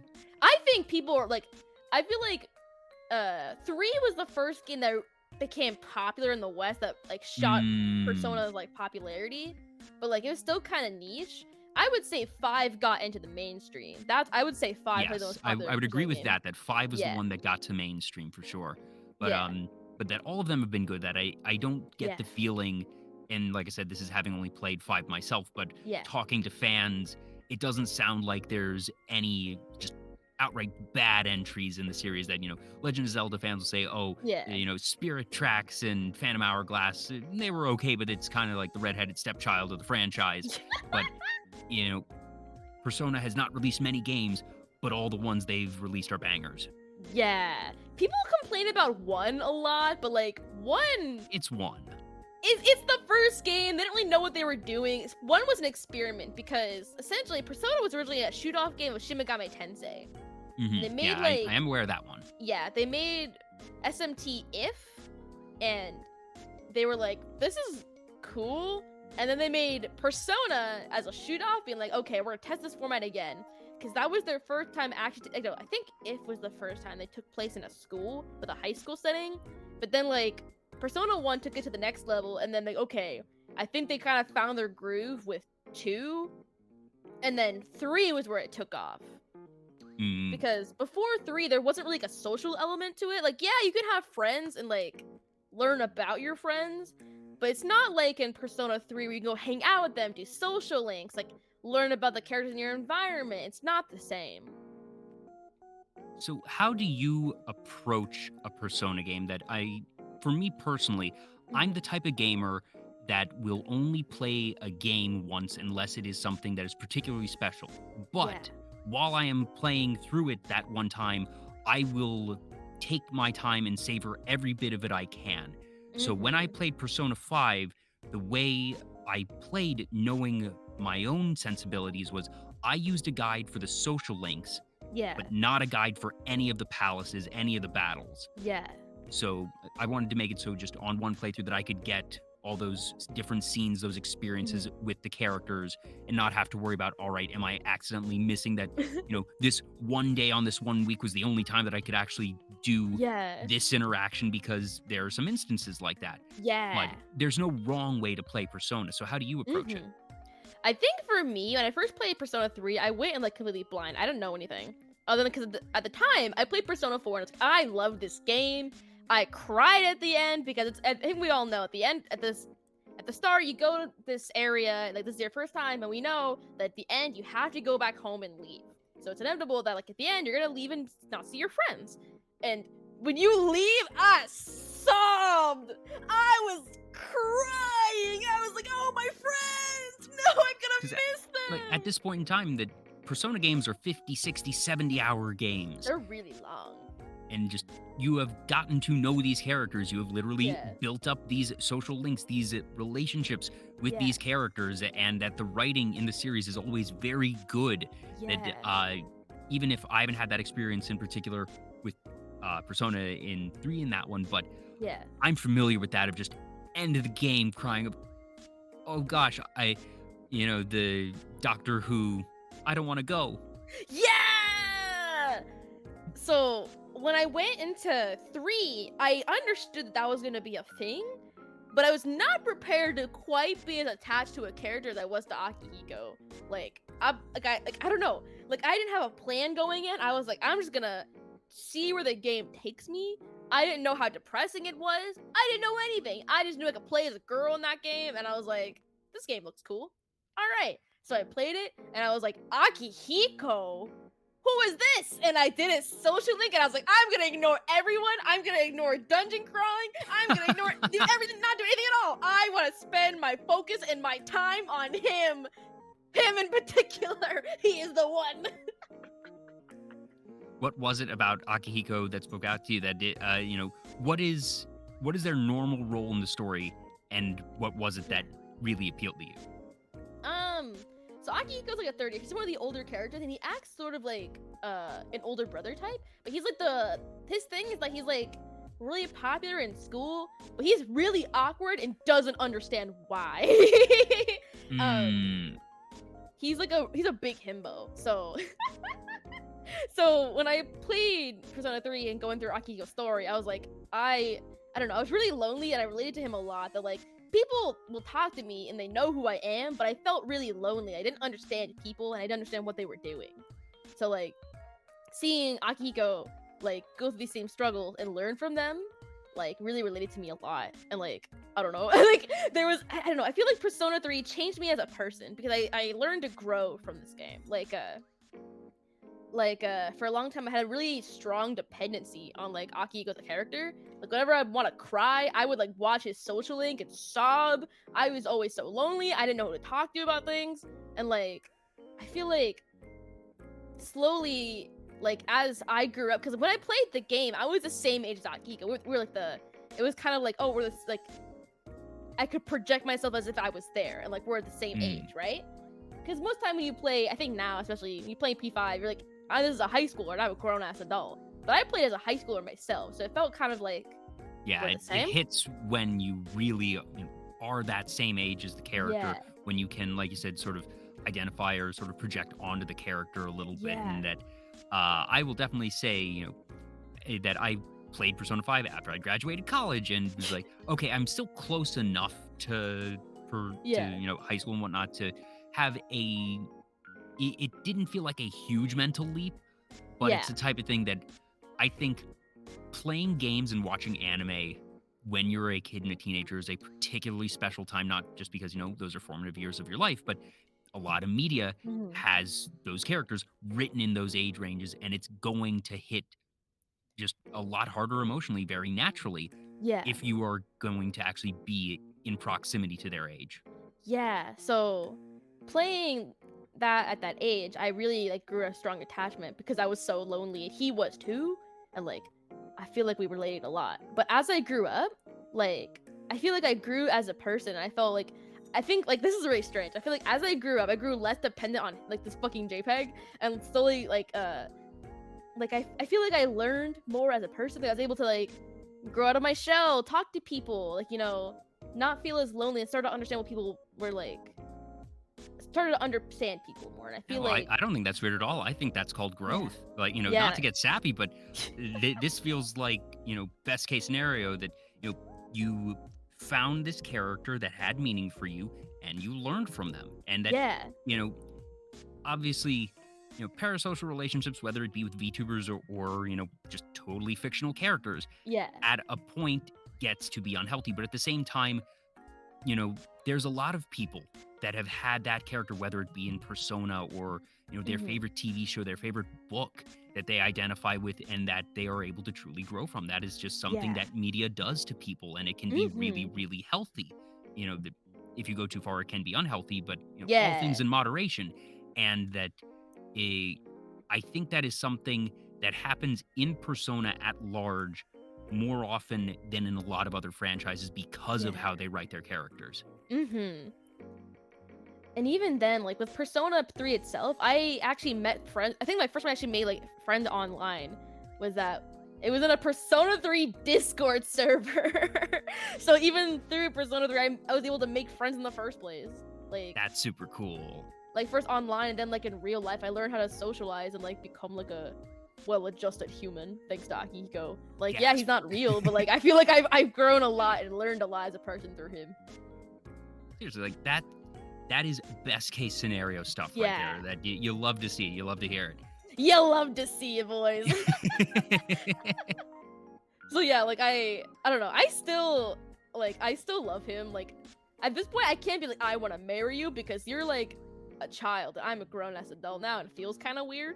But like he's like I have a weird relationship. Like I respect you and I care for you. You're not my child per se, but I don't want to marry you anymore because I'm old. Grown up a little bit. Yeah, so I'm like, I'll still on occasion throw him birthday parties. Okay, because I forget where was I think I saw you tweet recently mentioning something about throwing fictional characters birthday parties. And so it was Akihiko. So what did you do for this birthday party? I got him a cake. I was too embarrassed to go there and ask them to write "Happy Birthday Akihiko" on the cake, so I wrote it out. Just pretended that you have a friend in real life named Akihiko. It's a real name. I was too embarrassed. Okay, so I got like a what's it called? I got like toothpicks and like wrote out Akihiko on the cake with that. And then you improvise. And then I sung him happy birthday. We had like pictures of him around and threw him a birthday party. Hey, like that's a fun little fan event of just, everyone is getting together, and I'm sure that there was a lot of conversation just about the game, and that can be super fun. No, I was alone doing this one. The only time I've ever had people come over for one was, because I've done this multiple times. I did one for this character Yamato from Idolish 7, and like I threw him a birthday party. I baked him a cake. I got like his thing is that he likes like beer, so I bought beers too. And I invited my friends over, and mind you, they don't like the franchise. They came over for me, and I forced them to all sit around with me while we threw him a birthday party. Those are true friends right there. That's how you know that they like you, and that's how you know that those are the ride or die friends right there. The ones that say, all right, I'm not into this franchise, but I'm going to go to this funny little thing that Nova's throwing because I want to be there for Nova. That is still really cool in its own way. Yeah. And it's funny too, because my roommate at the time walked in and was like, what are you doing? And I'm like, I'm throwing a birthday party for this anime character. You want a hat? Chris does have a good point. It is just free cake. That it's a good bribe. Very true. And like, it was funny because I gave her this cake and she was like, I see you have alcohol. I'm like, yeah. She's like, do you want more? And I was like, hell yeah!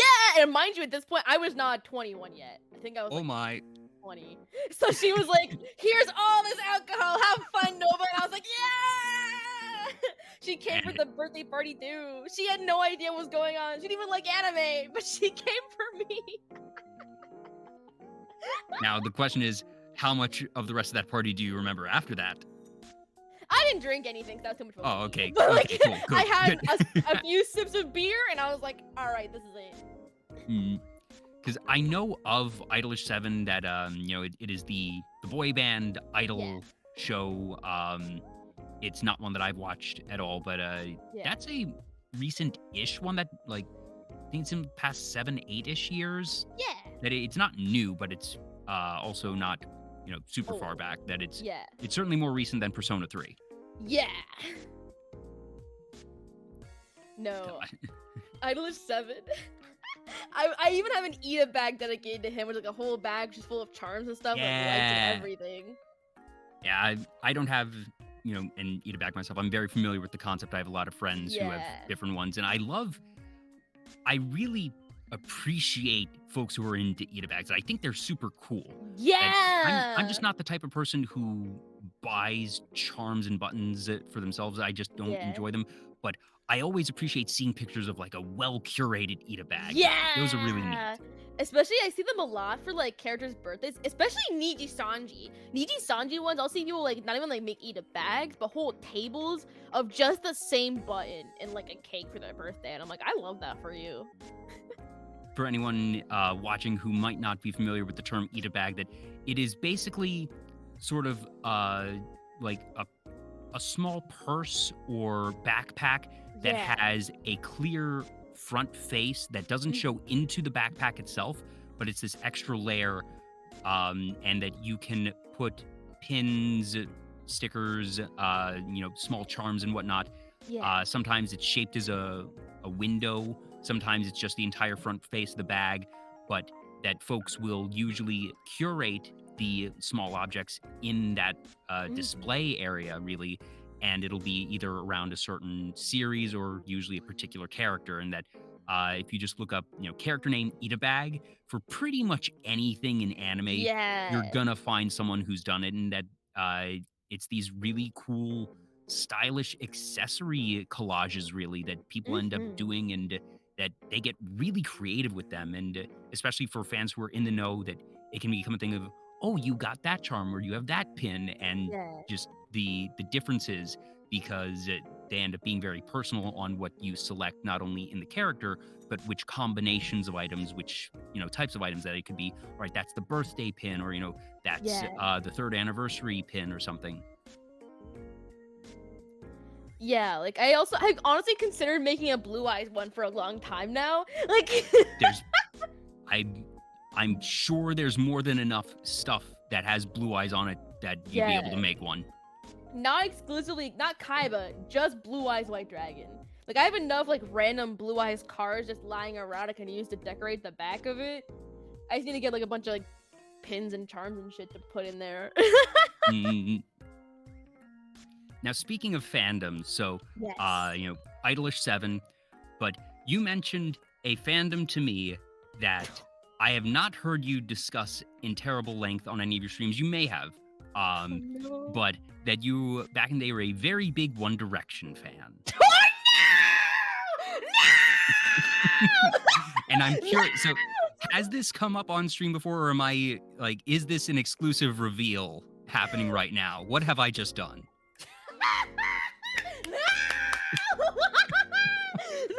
Okay, all right. Well, this might not be an exclusive reveal, but it's certainly the deep lore, because someone has already mentioned the Tumblr blog.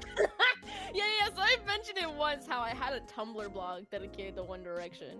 But I was like really in deep when I was like a little youngling. I went to their concerts. I distinctly remember I wrote One Direction fan fiction. I was like in love. Hey, I feel like if you didn't have one hardcore obsession when you're a teen, just some fandom, whether it be for a band or a series, if you haven't gone just off the deep end for something, as long as it remains within healthy bounds, I think everyone needs to have that experience of just, really going wholeheartedly into a fandom. Like, I do not judge. Surprise, surprise, I'm a guy who was not super into One Direction. I certainly know who One Direction is. But,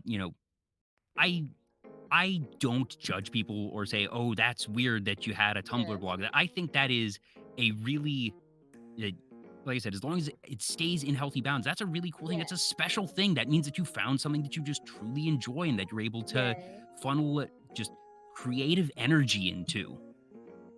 Yeah, and it's really funny too. I didn't even funny. It was just really bad. I had a whole wall that was like top to bottom of just pictures of them. I was like obsessed. Did you have And a it got to favorite the point member, where or was it just Ye- the unit as a whole? I loved Harry, but I also liked Nile a lot too. But here's how insane this was. Sometimes I would have like too many posters, but I wanted to show them all, but I didn't want to expand to another wall. So what I would do was like rotate them out. I've heard way stranger than that, Nova. Don't Like, worry. I would have a poster and be like, okay, this went on for too long, so I would like get a chair and climb up and like take it Yeah. out and put another one. You want to refresh things. Yeah, I couldn't get too bored of the one poster in the giant wall. I can totally get that. And, that's as natural as wanting to, change what Yu-Gi-Oh deck you're playing. That things get a little stale after a while, and you want to just refresh. How healthy is making a fanfiction of a real person? Listen, there was many people have done it.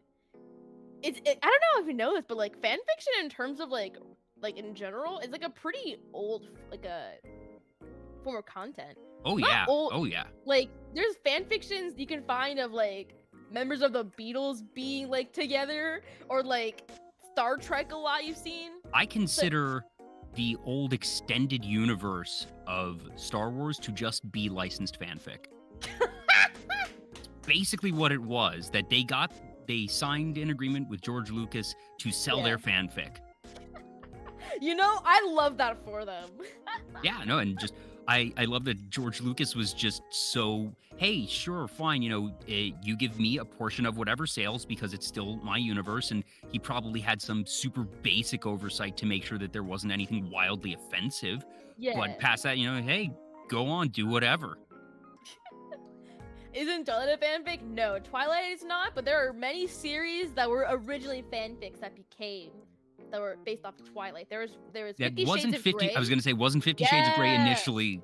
It was a dirty fanfic of Twilight. What was the other one? Divergent wasn't, but there was another like YA novel that was a fanfic. It got a movie too. I'm curious. I'm trying to think, because I knew about the 50 Shades one for sure, because that one's really prolific. I but- distinctly remember because there was one point where incest was the plot point in it, and it was really weird. Yeah, I do not know that one. Lovely Bones. Something about bones. Maze Runner? No, Maze Runner wasn't it. What was it called?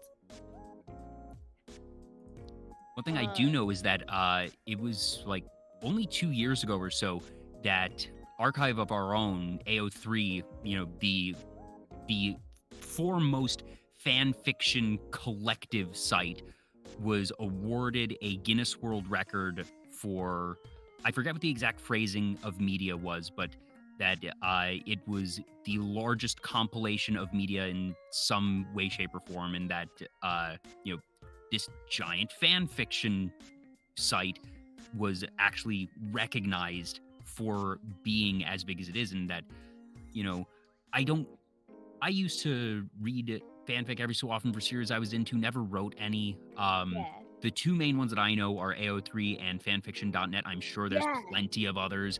But at least back in the day, I'm not sure what it is now, but those were the two, primary sites for that type of thing. It's still that and like Tumblr was it for a little bit, then Tumblr died. Like, I would say Tumblr this died, still... and then they had this miraculous comeback where they've been dunking on Twitter.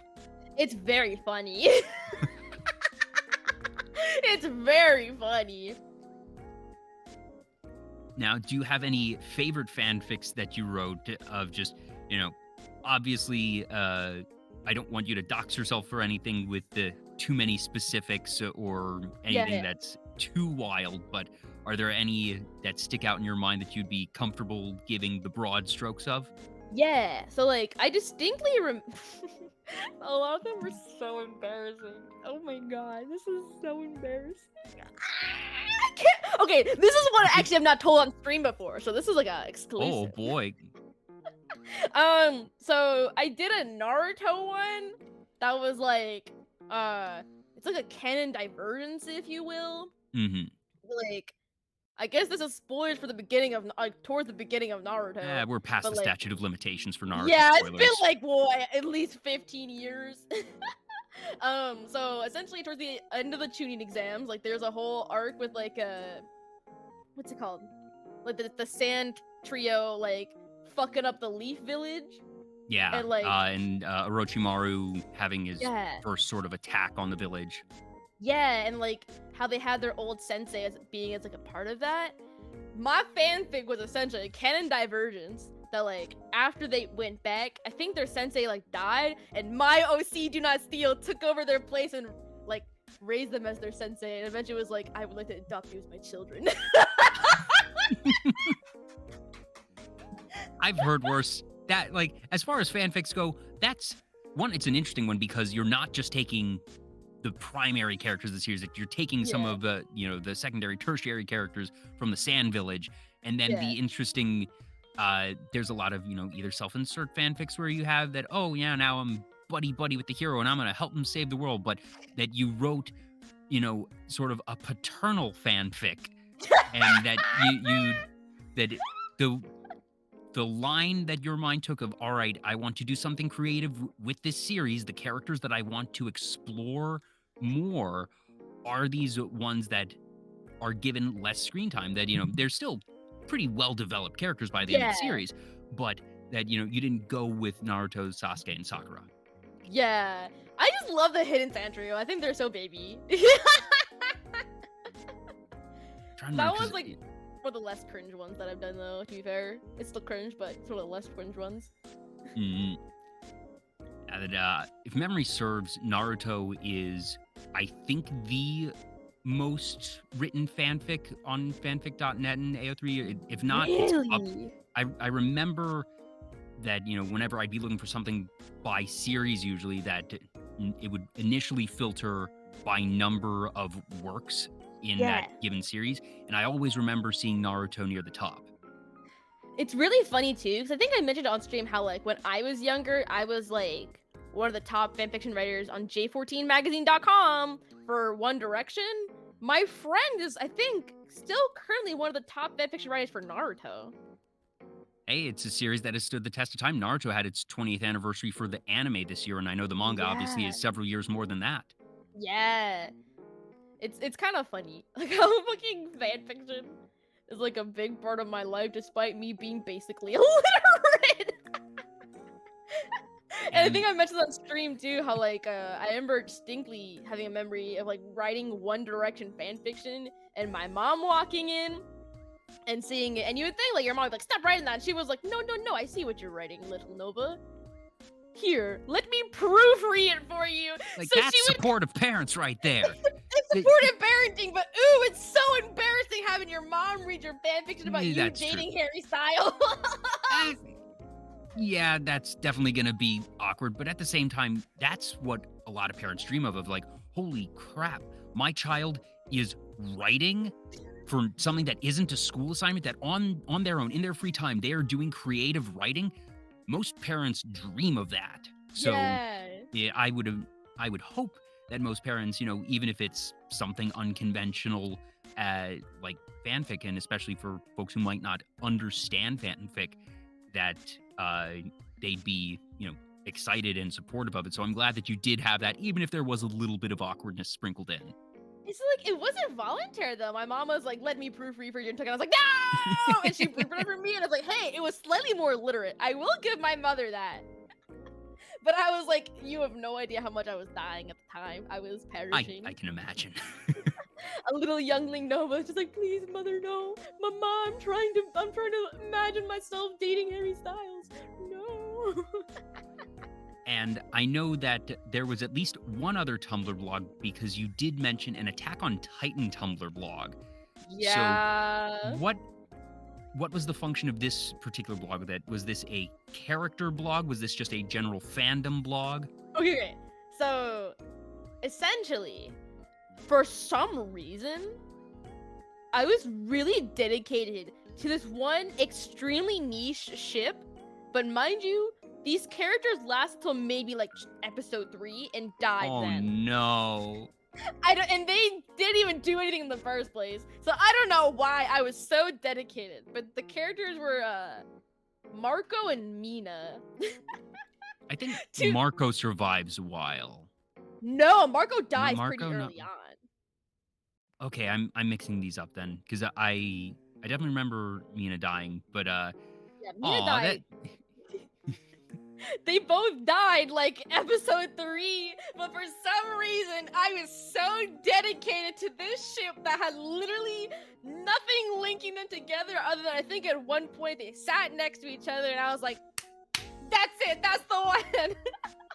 that's just where I think it's not too ridiculous, because I think that the two most likely forms of shipping and wanting to write a fanfic is either when you have a lot of content to work with and that there is an established relationship in some way, shape, or form, or when there's next to nothing, because when there's next to nothing, you're basically just unrestricted, that you can sort of write in whatever you want, and that Yeah.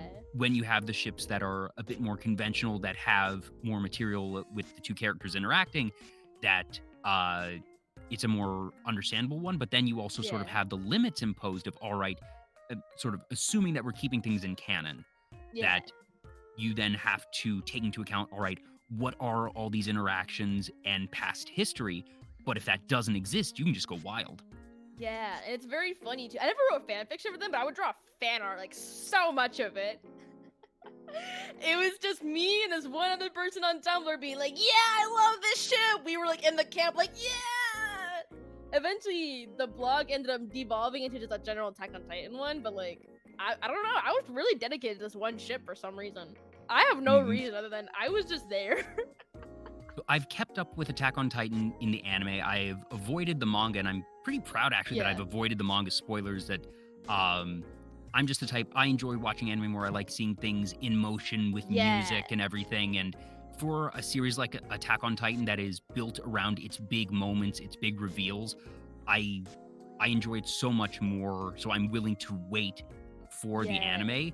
And if you've been watching the anime, we've been eating good for the anime. That they have, Studio Mappa is one of the best, just one of the top to bottom best studios in the industry right now. Yeah. And they've done really well. But in terms of the broader canon, did you read the manga, watch the anime, or both? And where are you in them? Okay, so I've watched the original season and like a few OVAs after the season came out, and I read some of the manga, but I am not nearly close to catch up. I haven't seen season 2 yet. Like, Oh wow, okay, so it's been a while for you, because they've had yeah, like 4 seasons worth of stuff. That their numbering has gotten weird, because they have season 3 part 1 and then season 3 part 2, which is yeah, sort of quirky, but yeah, it's past episode 100 now, and I think season 1 was 25. yeah, So I do recommend it. It gets wild. It does some weird Yeah. stuff, but it's just so fun, and that it's the type of thing that in the first season, looking at where it starts and it finishes, there's no way you could ever even fathom or guess the stuff that happens, and that it feels like a Yeah. very different series, and yet it very much, at least to me, feels like the same series. That I look back at the events and say, oh yeah, of course it wound up this way. It's perfectly logical. Seeing how it played out, it's not what I would have ever imagined or expected, yeah, but the way things escalate, while absurd in their own right, it is a logical enough progression of absurdity, if that makes Yeah. sense. No, I've seen some spoilers for the later seasons, and I'm like, huh? Yeah, I it's going to be the type of thing remember that seeing it out and of be like, context, "What?" it'll make no damn sense. Yeah. Like, I'm sure if I had the full context, I'd be like, oh, yes. But, like having very little context, I'm like, what? How? Huh? How did we get here? Why did he do that? Why did he do that? You know? Yeah, so I definitely recommend watching the anime, or, if you Yeah. prefer to read the manga, that I know the manga has concluded. Yeah. The Manga's been anime, gone for maybe like a year now. yeah. And then the anime is moving toward the end, that it's probably going to be 1 to 2 more cores. Yeah. But it's very clear they're at the end game now. Yeah. So, one or the other, pick your poison. There's plenty to enjoy. I just can't get into manga. Like, it's weird. Like, I can binge like manhwa or like webtoons so easily. Like, I talked about this in stream once. Like, I'll read a manhwa and just not sleep and just read it. Manga, I can't do it. I don't know what it is. That's interesting because, manga and manhwa are very, very similar in a lot of ways. So Yeah. could it possibly be the type of story or sort of the genre? No. Yeah, I'm trying to think. Maybe because, like, when I read manhwa, it's a lot of, like, romance manhwa. But when I try to read manga, it's usually, like, shonen manga. Shonen battle. So maybe it's the content. Yeah, and I think it's also the format. I just really like how manhwa, you just scroll. Like, scroll down, and you just go. But with manga, you have to, like, it's, like, a different way of reading. It's, like, inverted, and then you also have to, like, slide. Like, no, I can't. Yeah, and depending on the platform and whatnot. Yeah.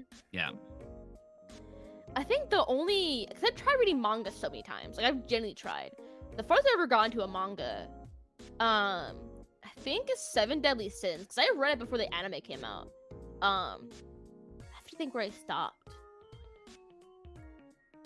I'm trying to think, what was the character's name? It starts with a G. It's one of the. It's one of I've their not party actually members. read or seen Seven Deadly Really? Sins. I know of it. I know about it. It's just a series that I haven't gotten into myself. I think the character thinking it was Gauther, I think their name is. That's where I stopped reading the mangas and they showed up. I remember one of the few mangas that I actually read was the original Yu-Gi-Oh manga. Really? I've read some of it. Because I watched season 0. It's like, oh, this is awesome. I want to read the manga. And I was like, I can't do this. I don't have the attention span. And the manga does their own weird things, not even counting season 0. Even when they get into actual Duel Monsters and Duelist Kingdom and Battle City. And I think that I stopped reading the manga somewhere just about the end of Battle City. Yeah.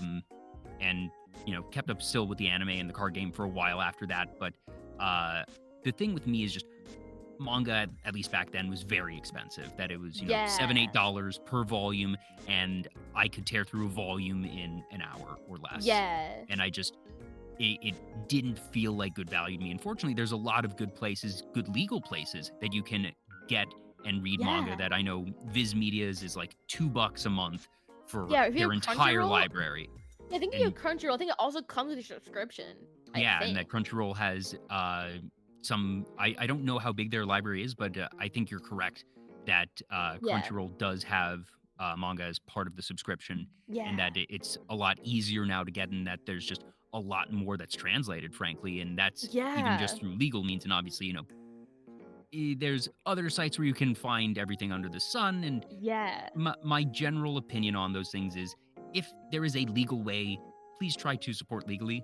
Yeah, especially because there's like animators and like manga artists don't really make a lot unless they get like really big. Like if you're like Yu-Gi-Oh probably makes a fuck ton, like Dragon Ball Z, they make a lot of money. They're fine. But like smaller mangas, read those things legally, support them. They don't make a lot as it is. There have been small and medium-sized mangas that have sadly gotten canceled because they haven't quite gotten the readership. And sometimes, it's difficult to say exactly where the line gets drawn, but sometimes those little bits for ones that don't get supported legally can make a difference. But, my opinion is if it's just not available, if it hasn't been translated legally and you can't get it anywhere and you can't support, then, do what you want there. But, but, I just, like I said, I enjoy in motion with music and everything, and that's why I end up gravitating more towards anime. No, I'm the same boat. No, but you mentioned Yu-Gi-Oh manga. It's very funny how much it deviates. Cause even small things from people playing different decks, from GX, Jesse doesn't play Crystal Beast. He plays bugs, I think. Oh wow! I didn't even make it to the GX part of the manga, so I didn't know that.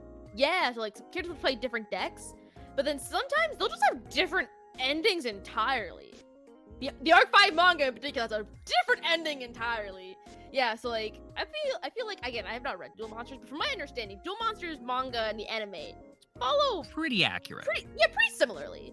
That there's once you get into GX, it starts to deviate, and then after that, they're just completely different things. That's super interesting because usually it's the opposite. That in the olden days, I say olden days with air quotes, but 10, 20 years ago, things were a lot more likely to deviate from the manga because you would have instances of, all right, the anime's caught up and they've done their own thing.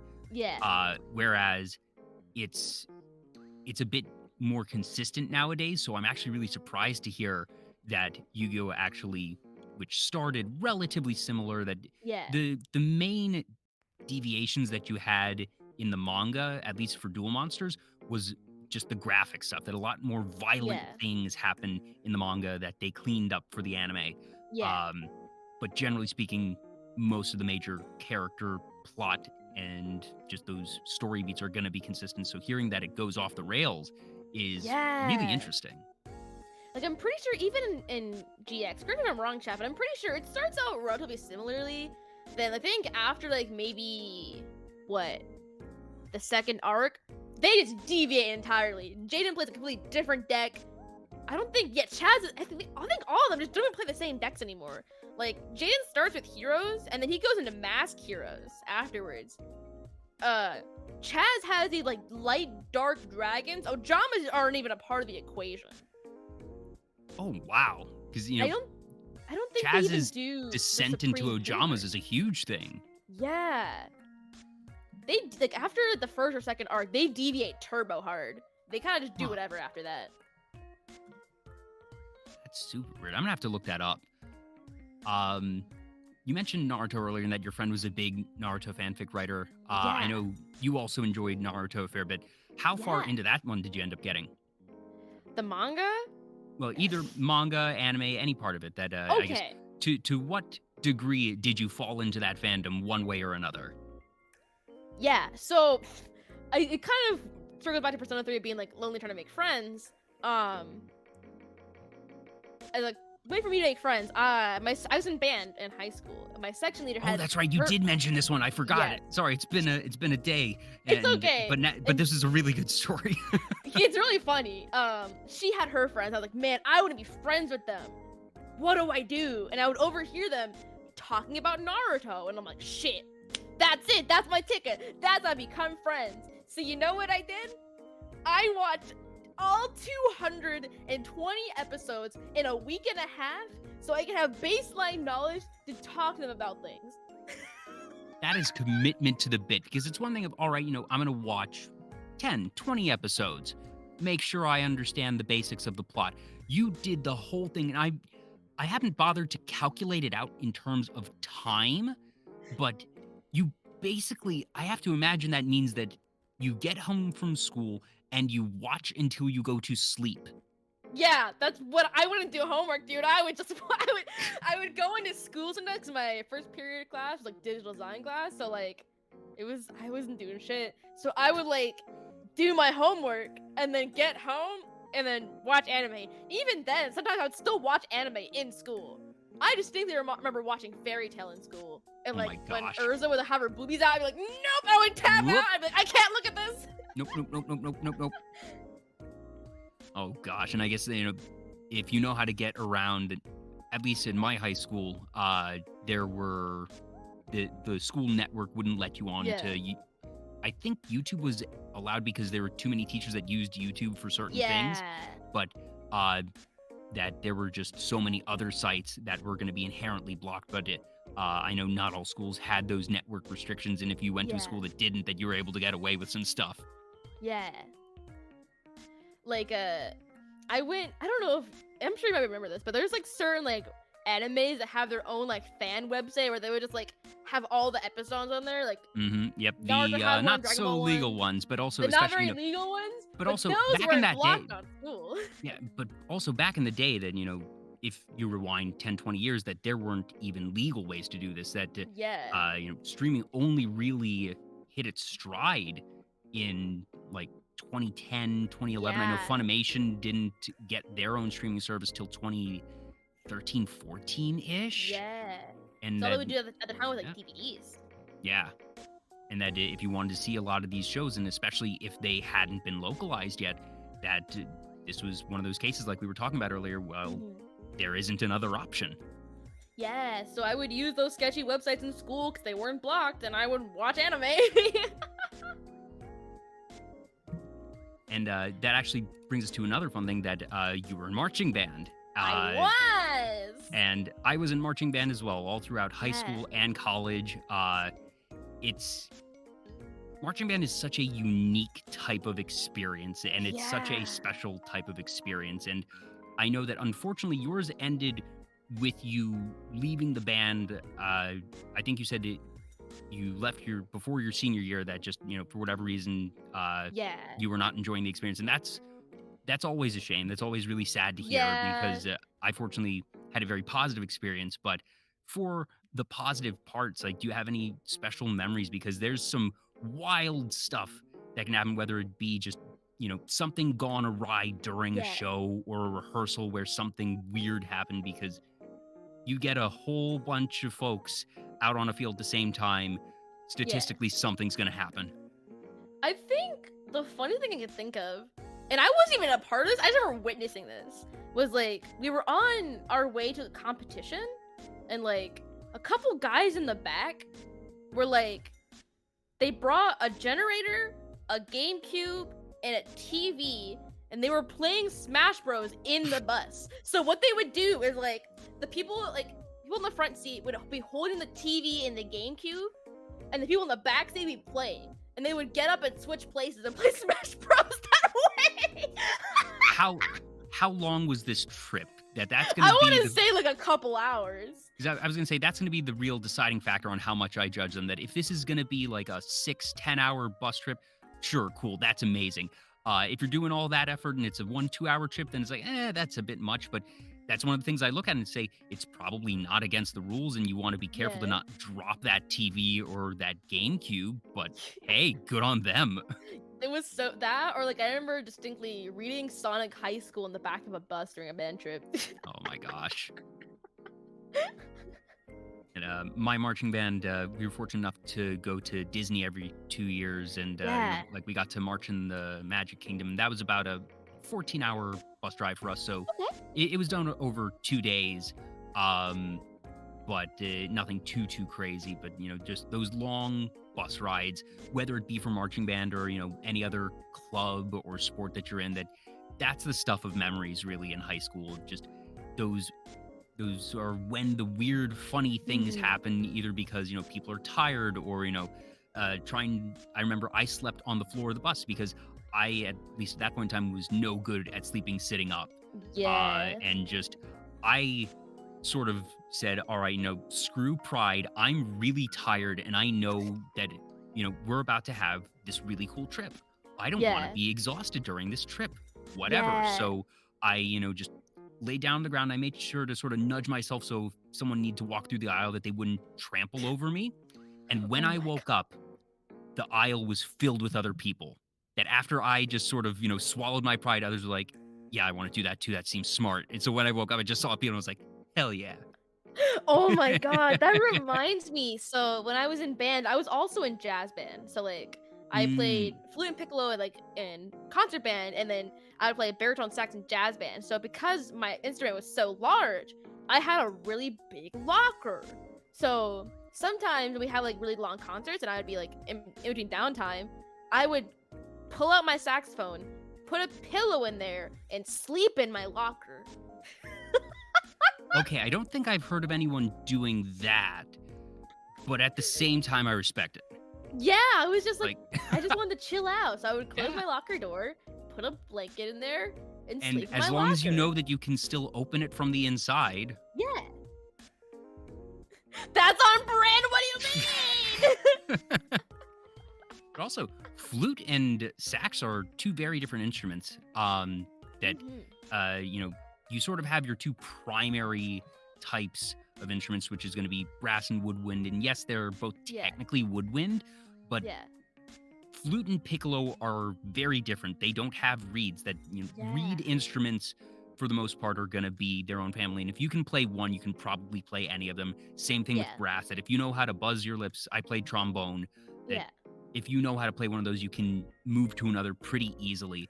But flute is extremely unique. Yeah, I still have my flute. It wasn't too hard of a jump, only because a lot of the fingerings on saxophone are the same. So okay, that makes sense. There was a couple learning curves, in terms of like different notes, but generally they were pretty similar. That does make sense. Yeah, that just the way the buttons work is going to be similar. Yeah, the only big problem I had was at the time I was auditioning for music colleges, and like switching from flute to saxophone like every single day because like they were back to back on periods, like school periods, made it really hard. So like my embouchure for flute started to get like kind of like shitty. So like I was like going through it, doing these auditions, being like, because I just like I just couldn't get it right anymore because I was constantly flipping back and forth, and they just aren't the same. Especially because like the actual mouthpiece for baritone sax is really big. So say both on like alto sax and they're really small, it's pretty easy to flop between the two. You see a lot of people, flop between that anyway. They'll flop between the two because like it's still pretty small, so you can just like it won't hurt you too bad. But because it was so big, it just made things harder for me. Yeah, so it was really annoying. I'm not sure if you had this in your marching band, but in my college marching band, every so often we would run low on tubas. That I feel like every band has the instrument that they don't get as many. And one of the things that will happen is usually a band director will say, hey, would people be comfortable shifting to this new instrument because we need to get a balance? And what I found out was the most common and one of the most natural instrument switches that you can get if you are going to tuba isn't trombone, isn't baritone, it's flute and piccolo. Yeah, I can see that. Because of the breath support. Yeah! People don't realize it, but it takes a lot of air. I think that's the reason why I did somewhat okay in college, because I did swim in college for a little bit. The reason why I was really okay, because I had so much breath support and like could hold my breath for a long time from playing flute for so long. I'm sure now it's really shitty, but at the time, I had lungs of steel, bro. Oh yeah, no, just having played trombone, that's the type of thing that by senior year in college, I could hold my breath underwater for any amount of time, and just I was in very good shape, and I'm still in okay shape now, but it's the type of thing that it's a very big difference going from playing an instrument however many hours a week to, well, I live in an apartment, and playing a trombone in an apartment's a bad idea. Yeah. Playing most instruments in an apartment is a bad idea. Yeah. No, I've only transcribed because like in Vanguard there's a character and she plays the flute, and she plays like there's a thing where she'll hear the sounds of her cards, and it's like a flute solo, and you have no idea how much I've debated actually transcribing it and playing it. You have no idea. Ooh, that'd be really cool. Yeah. I don't think I've actually. That's something I don't think I've seen any VTuber do. Oh no, wait, no, I have. I can't recall for the life of me who it was, but I actually, now that I think about it, I have actually seen someone, possibly, because I remember that they actually have assets on their model that shows them playing the flute, that it's not a one-to-one tracking. I think it's Pan. That might be. Pan from Play Asia. That's probably it. Yeah. Okay, so I have seen it once, but it is a very rare thing to say the least. Yeah, I don't know if I want to make flute my whole content, because I haven't played in a long time. I'm probably really shitty. I used to be pretty decent at it. Like, again, I would do competitions. I did it for school, both in high school and college, but it's been a long time. Elondric in the chat, I did play trombone, and you mentioned it is not a popular instrument. The reason I wound up playing trombone was I played violin for a semester in 4th grade and stopped. And then in middle school, the band director of my middle school was super cool, and I had a whole bunch of friends that were in the band program who were telling me how much fun it was. And if you weren't in band or chorus, you did this thing called arts rotation, which was just, other random stuff. So I did like art one quarter, shop another quarter, and I wasn't enjoying it. So when I went into 7th grade, I wanted to play an instrument. So I went to the band director and was like, hey, I want to play trumpet. And she said, well, we have a whole bunch of trumpets, and since you're brand new, if you want to pick up trumpet, you can, but I'm going to have to put you in the 6th grade band because we just have so many, and that you're going to be new. But we don't have any trombones right now. If you pick up trombone, you can be in the 7th grade band. And for me, I wanted to be with my friends. So yeah, trombone it is. And sure enough, I was first chair trombone. That's because I was the only trombone. Let's go! We You'll take love those to see wins. it, baby. Let's go! I actually had a similar story where like what's it called? When I was in 6th grade, I did orchestra, and all my friends were in band, and I'm like, band sounds kind of slay too. So 7th grade, I did band and orchestra, but I was in the lower band from all my friends. And the next year, I was like, hey, can I jump one? Like, I already have experience with music and all that, and like, can I just jump a year? And he's like, yeah, all right. So I jumped one, and I was also first chair.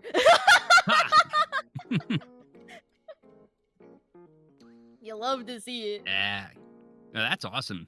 And there wound up, by the time I graduated, there was a whopping 4 trombones. I somehow wound up still in first chair, and I think that was just because in like in 9th, 10th grade or something, or 10th, 11th, years, weird. I had another friend who joined in. They were also brand new, but I wound up getting genuinely good. But it was very much, it was a unique type of imposter syndrome for that. Yeah.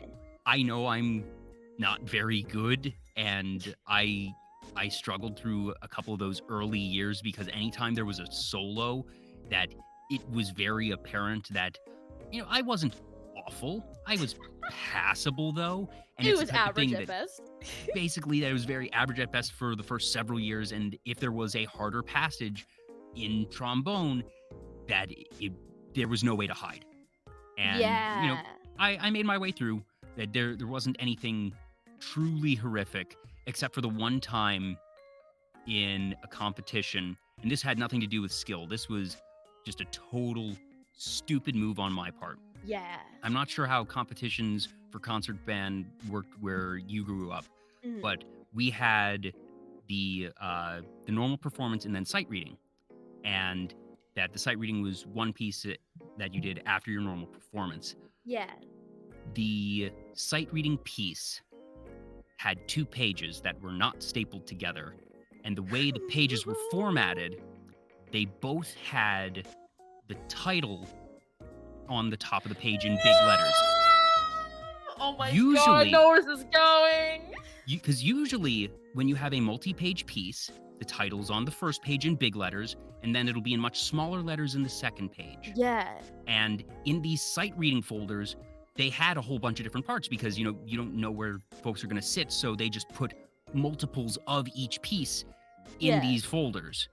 So I pick up the piece, I pick up the page, and I see, the next page in this folder has the big title header, and I didn't think to look in the corner and see, was there that double bar at the end? So we get halfway through the piece, and people keep playing. And then the director looks over to me and gestures, and I'm a deer in headlights, and I find out after the fact that not only was there a second page, but there was a trombone solo. No! That hurts! Oh, I was mortified because we got straight 1s in our normal performance and a 2 in sight reading, and I'm pretty damn sure it was my fault. No! Dude, sight reading is so stressful. Sight reading is stressful to begin with. Oh my god, I think I mentioned this story to you during our pre-interview, but so the only reason why I did marching band in college is because my dad made me. At that point I was disgruntled. I was like, I don't want to do music anymore in college. I can't do this anymore. I'm done. And I was transferring school, and my dad's like, Nova, you have to do marching band in college. And I'm like, what? Why? He's like, I'm gonna spend all this money for you to move out and go on your own. You gotta at least make memories and make friends. So you're doing marching band. And if you don't do marching band, you're not going to school there. And for context, you don't just sign up to do marching band. You have to audition and get into marching band.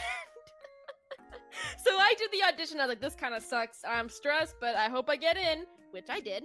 Slay. However,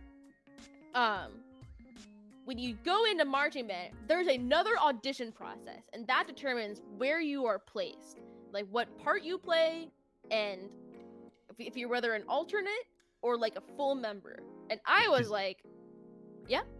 My college was just, you didn't audition to get in the band, you auditioned for seating, but everyone was in the band, everyone marched. Yeah. But I do know that that the normal and alternate is not a uncommon thing, that it can vary, but there's a big difference, like you're saying, between those two, and that was how it was at your college. That's an interesting difference. But sorry, continue as you were. Yeah. So I didn't want to be there, and I was like, I just want to get the alternate spot. Deuces. I don't want to be here. I want to be able to sit on the sidelines, and when they need me for that week, I will come in and practice, and then get the fuck out. So I walked in the audition and sight read everything, and they still gave me a full spot, and I'm like, how?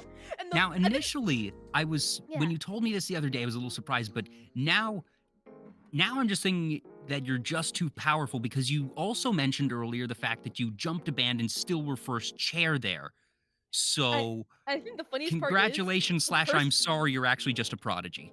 I think the funniest part too is the person who got the alternate spot was a music major, and I was like, ooh, that's awkward. How did I beat over a music major? I don't want to be here. Like, that is anime protagonist shit right there, of just doing better than you mean to, and, you know, trying to fail, still succeeding, and outdoing the one with the pedigree, as it were. I was just like, why? I don't want to be here. And I felt really bad too, because she seemed really sad, and I was like, oh, well, this is where I am. Okay. Do you have any favorite performances? Was your band one that did a single show for the whole year, or did you do a different show for each home game? For college band, it was a new show for every week. Yeah, that's how mine was. Yeah. Any High school band ones? was like you did one show and that's it. Yeah. High school was always just single. Like, I don't know if I should say it, because I feel like people could just look up. Yeah, fair. Yeah. Okay, yes, no. Safety first, do not dox yourself. Yeah. I would say it, but like, you could easily look up what band it is. Very fair, yes. Okay. Well, I guess in that case, tangent off of that, any just favorite show experiences, you know, not even mentioning the music, like memories of hitting a particularly difficult formation or something going awry on the field, like somebody near you tripping. I'm trying to think. Again, it's something that wouldn't dox me, because I feel like there's because a lot of the stuff that, I think my best memories of like band was in high school, because college band, we were all miserable, and like our band wasn't even good in the first place. Oh, that's unfortunate. So I feel like all my best memories are high school memories, and like I'm afraid to say like, oh, we did this really cool formation, and I'm like, wait, you can just look at that formation and see where it is. No, don't want to do that if there's something that is that specific. So do not worry about that. Still, I'm sad that your marching band experience ended as it did, but it does sound like you made some good memories along the way, and I am happy for that. Yeah. Like, the problem is that, like, when I went into that marching band, they got a brand new director, and he, like, made everything miserable. So I distinctly remember, too, that, like, we got into a bowl game after a season, and our director was like, okay, after the semester, you still have to come into band. And I'm like, I already finished the class. I ain't going back. Because usually it's a fun thing. Usually getting to a bowl is awesome because, hey, you get to go on a trip. Yeah. And I was like, I'm not driving back another, like, 4-something hours to go back to school. I ain't doing that. And he's like, no, you have to. And I'm like, no. He's like, if you don't go, I'm going to lower your grade to a C. And I'm like, I don't give a fuck. Lower my grade to a C. Oh, so you just took the C. I just took the C. Wow, power move. Did my GPA drop? Yeah, but that guy was an asshole. That's always unfortunate when you have a director that is just not good. Yeah. And just, Not only did he make us, like, just, like, because certain directors, like, it's not even the skill level of the players, of the musicians, it's the leadership of the director. And you can sometimes, like, you can tell, like, because the director's bad, you play bad. I feel like that was the situation. I don't Oh, think yeah, anyone was. Yeah.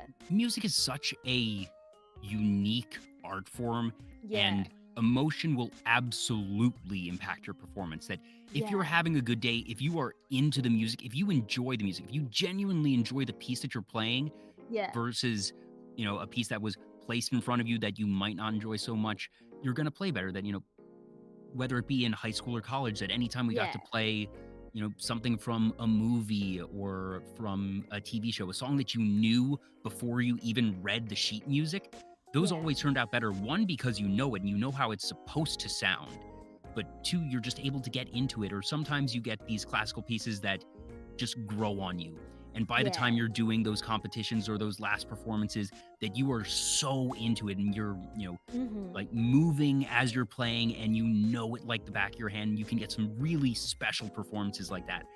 But if you're just not feeling it, if you're not having a good time, Yeah. that you will be able to make sure that your performance is technically correct and passable and right, but there is such a difference of when you are, in a good mood and just, cliche as it may sound, feeling the music versus when you're just playing the music.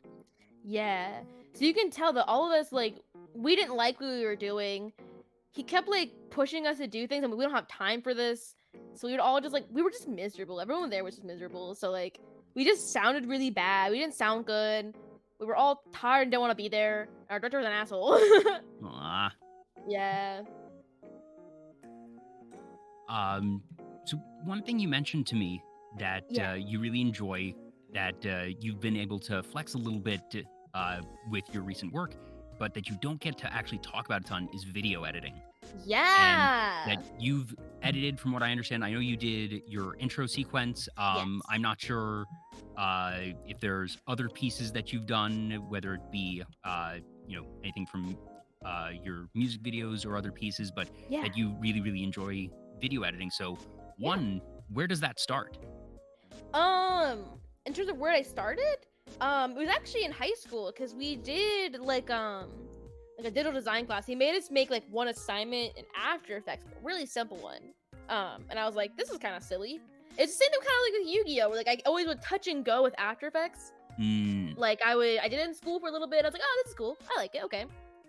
And then in college, they taught us again how to do the very basics of After Effects, like how to like do shapes and stuff like that. And I was like, okay, this seems pretty fun. I kind of like this. It wasn't until during the pandemic, and I was like, I made a video for a group that I was in, and I was like, this is really fun. I want to make more. And then I would start making more. People would be like, can I pay you to make me more? And I'm like, sure. And then it kind of just devolved from there. Are there any particular parts of that process? So just, I guess, whether it be particular effects you enjoy using that you just think look really slick, or a really satisfying moment in terms of actually getting certain pieces to work together?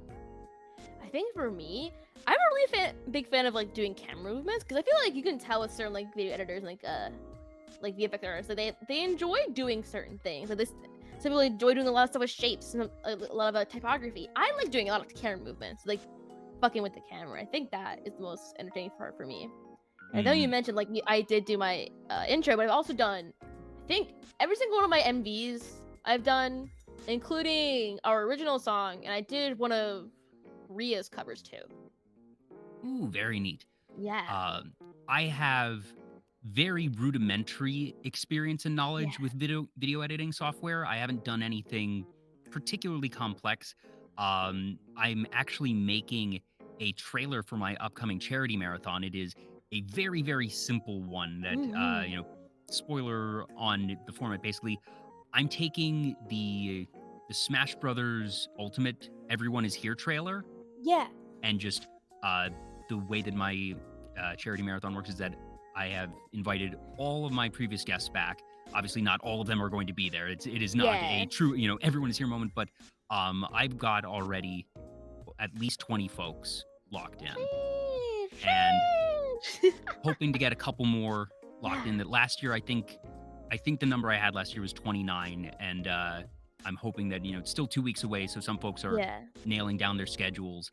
But, even 20 is fantastic. And just for me, I love pairing the video to the musical beats. And, that's probably not Yeah. super surprising as someone who's in band, but just pretty much what I'm doing is I'm pulling clips from each of the guest channels.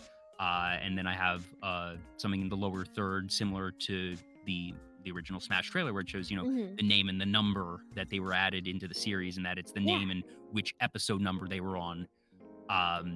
But just getting the transitions between the different scenes and trying to get it really tight and matching with the beat that is for me and my limited experience and knowledge as an editor. Yeah. That's the type of thing that I really hone in on. That, all right, if nothing else, I want you to be able to sort of feel everything going with Yeah. the beats. For sure. No, it's I don't know. It's very satisfying when you get like a certain movement to like time up with audio. Mm-hmm. I don't know. There's like I'm trying to think of like one in particular. Oh, I think the most recent one is a really simple one too. I did a cover of Queen Fox, and there was like this little like what's it called? Sort of like record scratch part, and like I was able to like time it up with the camera movement and like an effect. I was like, "Ugh, it feels satisfying." Like it's a really small thing, but it's so satisfying. Mm-hmm. Do you have any projects or videos that you're working on that you are able to talk about right now? Yeah, I'm working on a new intro video. Ooh, yeah, because I think you are still using the one from your debut right now, and it's super Yeah, solid, but super understandable to want to try and refresh things and do yeah, something new. yeah. Cause I've already hinted at it a little bit, but I'm eventually getting a new outfit for my model. So I'm getting one to match the whole aesthetic of the new outfit.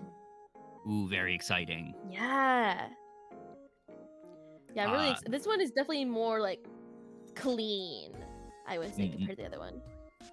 yeah, well, that's growth. That that was, gosh, how long has it been? I think it's 7-8 months Yeah, for Catalyst at this point. yeah. Sounds about right. Yeah, it's just it.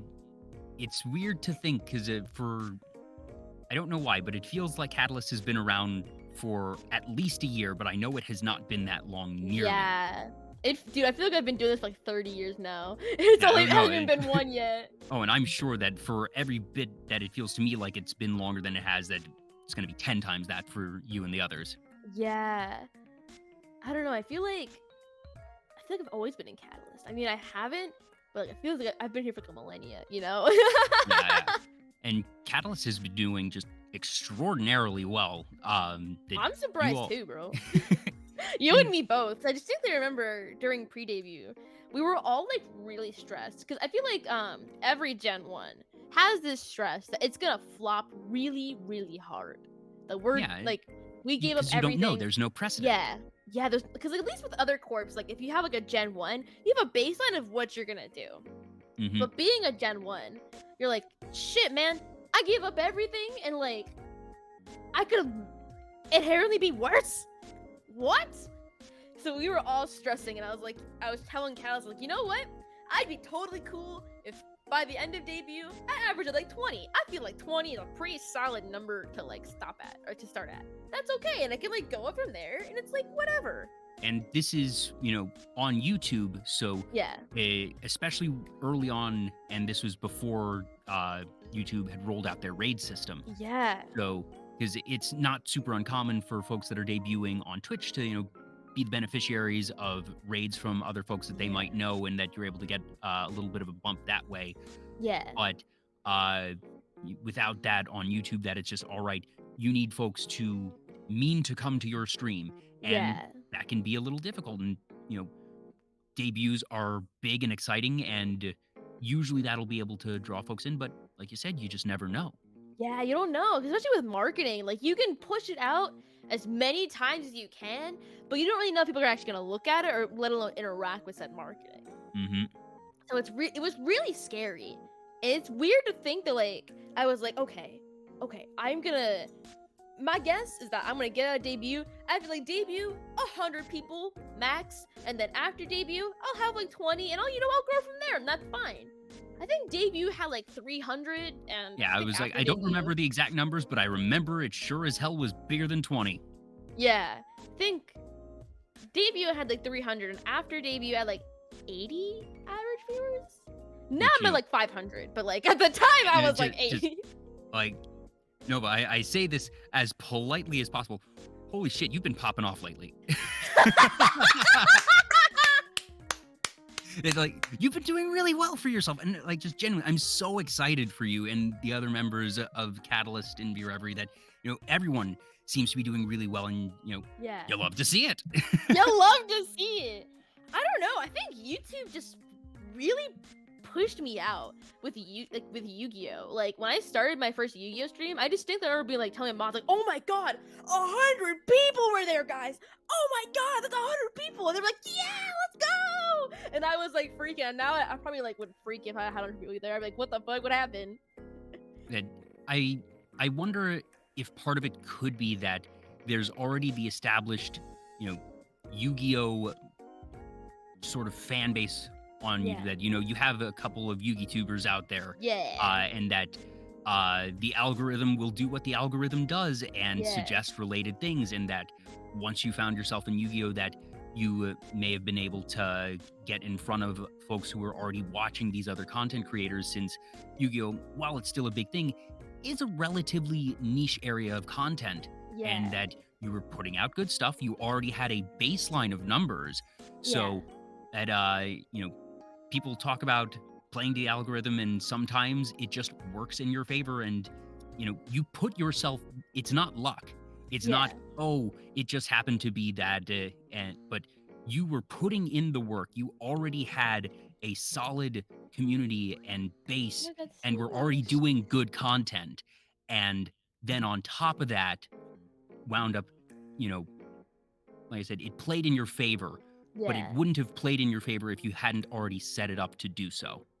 Yeah, and I remember distinctly, I think until after debut, I was like the smallest of my gen for a while. And I was so afraid. I'm like, I'm gonna be a failure. Because at this point, Staffson was like, we want Nova to be like the face of the gen. And I was like, the stress of being like, oh my god, dude, I'm the smallest. I'm gonna fail. Staffson put all their eggs in this basket into me, and I'm gonna be a failure. They should have given it to someone else. I was just like freaking it, and my gen mates were like, dude, calm down, you're fine. And I was like, no, you don't understand.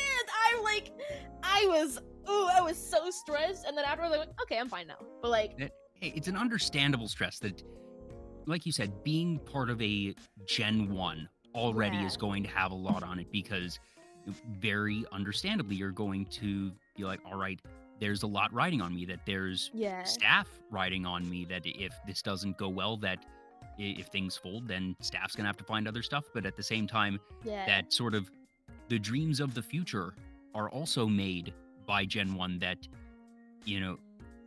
obviously speculative on my part, I would not be surprised if there ends up being a Gen 2. I think that V-REVERIE has a very bright future ahead, because all of you have just been doing fantastic.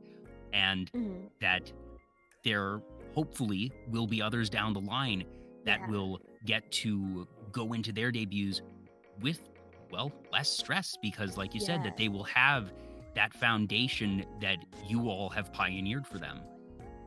I mean, there's no secret that Gen 2 is happening for V-REVERIE. I can't say anything other than, it's happening, but yeah, there is a Gen 2, and like, I'm glad to know that my stress will hopefully make them less stressed. But at the same time, I'm so scared to be like a senpai to people. I'm like, I don't talk to anyone. I'm just a guy, Yeah, that's going to be the piece that you have to get used to, being called, Nova Senpai. Yeah. It's going to be so strange. I feel like if anything, they're going to bully me. I feel like I'm a very bullyable personality, and I feel like Gen 2 will also find a way to bully me. And, outside of YouTube and everything, V-REVERIE has actually been at several conventions recently. That you had your first convention appearance a couple weeks ago. Yes, we did. We did AFA, and that was a surreal experience. Now, oh my God. That's in Singapore, correct? Yes, in Singapore. So, you have all of your schedules in EST. So Yes. I'm making sort of the base assumption that that is probably the time zone you live in, and Yeah. Singapore is in a very different time zone. So what time did that end up Yeah. being for you? So it'd be after stream. So like I would end stream So, around midnight. So I would start like 1 o'clock and not get out at like 2 o'clock, 3, so it's a depending. late night appearance. Yeah. For them it was the daytime, but for Yeah, for them, me, middle of the day. ooh, God, So it was just wild. Cause like I didn't think people would know who I was, or let alone line up to see me. But like people would like line around the booth, and like I never did not have a line for my meet and greets, which because you is the had, most bonkers concept. yeah, that I saw pictures of the booth that they had the cutouts, they had lines, Yeah. and that that's been one of the really cool things to see as conventions have finally come back really in the past year because you know, I think that it's not the only reason for the boom of VTubers that we've had, but I Yeah. think that a not insignificant factor is that, well, over the past couple years, people had to be inside a lot, and so people Yeah. watched a lot of streams and a lot of videos on Twitch and YouTube, and that Mhm. VTubing very much wound up in the right place at the right time Yeah. to get a lot of eyes on it, and that, until really 2022, that there were a couple in late 2021, but not many. But I feel like conventions really hit their stride again in Mhm. starting spring 2022. Yeah. And it has been instant, the presence of VTubers, whether it be in Singapore or in the US or in Japan, that, Yeah. VShojo and Whole Live have had massive presences at Mhm. AX, at Crunchyroll Expo, and even independent VTubers have started appearing either at, certain artist booths or Yeah. that there's certain companies that are working as agents to get them into conventions. You have Yeah. Offkai, which is an entire VTuber convention, but even Yeah. these Yeah. other just general anime conventions, more often than not now, I feel like you're going to see at least one VTuber on a guest list. Yeah. It's so wild now to think, like, I never thought that I'd be guesting at a convention, and now that it's like a thing I can do and probably be doing consistently is like, what? You know? I still see myself as just this little guy, you know?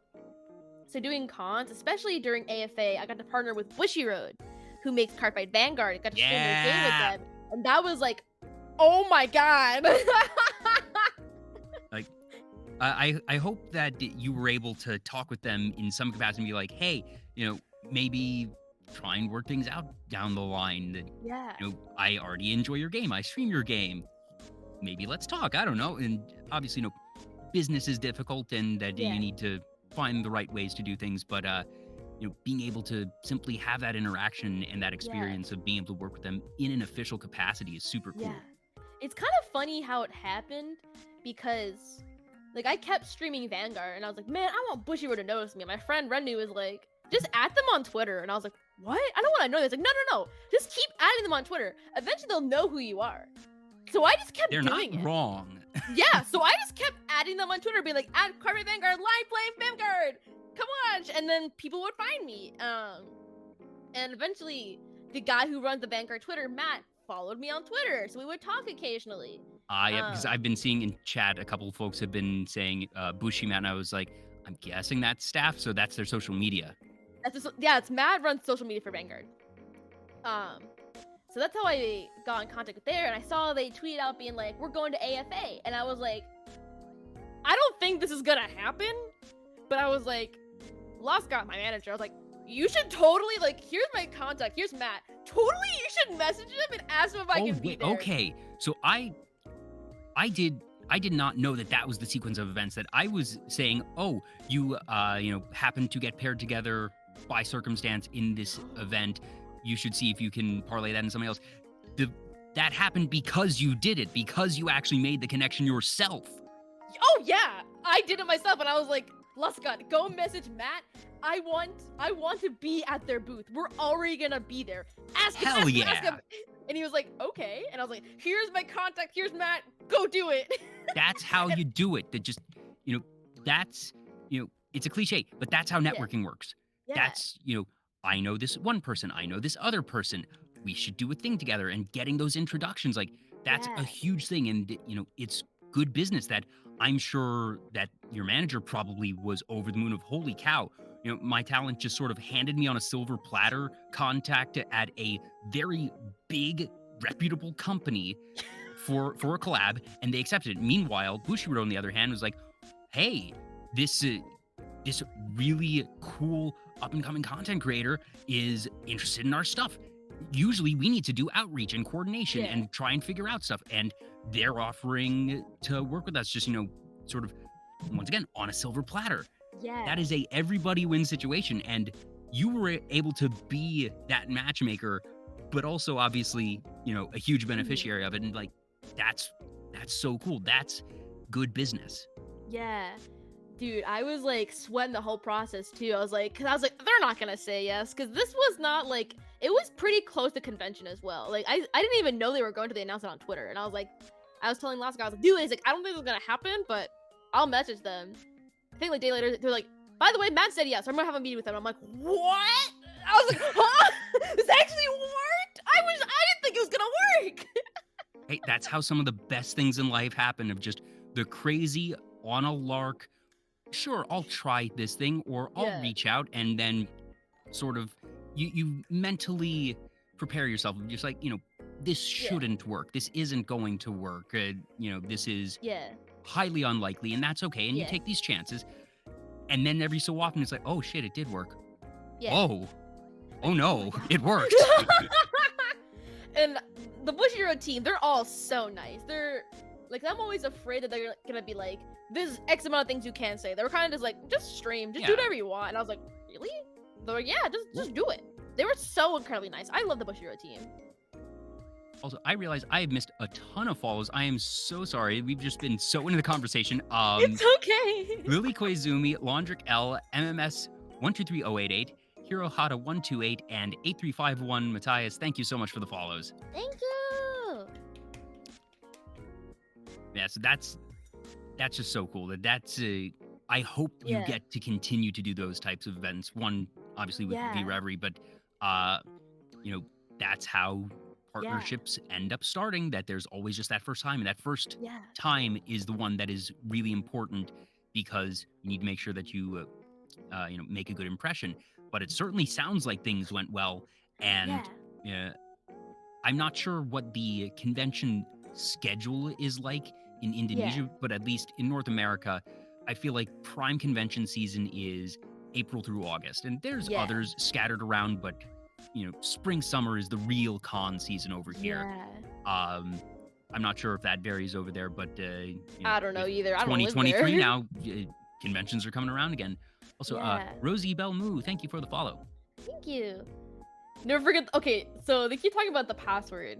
Oh dear. So to explain, so when you play in rooms in Vanguard and Gear Days with the game, you have to make a password. It's not like I don't know what it is for what's it called, Magic, but I know in Yu-Gi-Oh it's like it makes a generated code for you and just copy and paste that go. In Vanguard, you make your own password.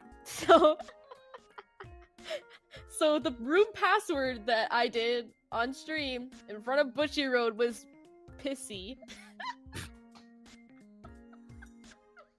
And I feel like the entire time, I feel like chat was trying to bully me in the process, because there's this character in Vanguard I'm in love with called Danji. He's very pretty. And they kept because you can make your character in the game based on the anime characters. So they kept pulling up Danji or the really pretty ones, and I'm like, stop! I'm trying to be professional in front of these people, and you keep trying to embarrass me! And I was saying how hot... Hirata says the CEO is there too. Yeah, the CEO, the CEO of Bushiro was there, and I was meanwhile screaming out how pretty Danji was, and the CEO is probably in the same room as me. Honestly though, 9 times out of 10, that's what the company loves to see. like, not even joking, that seeing somebody who is energetic and, just visibly excited, because they can work with content creators all day long. They can pay someone who has a huge following, but might not have a real connection or knowledge of the game to do their thing. They'll play the game and they'll be very professional about it. Yeah. But when they can get an emotional response and they know it is very obvious this person knows our property. They Yeah. know these characters on site and they react to them. They're excited. That is a dream come true. That is what every company who is working with, whether it be a VTuber, other content creator, other influencer, they want to find people who have those reactions. So it is conceptually a little bit. It's obviously the type of thing that under normal circumstances you look at that and you say, oh, that's terribly unprofessional. That's behavior that you don't want to do in a business environment. But in this specific case, being unprofessional in that specific way actually is a positive, I would expect. The fucking poppy.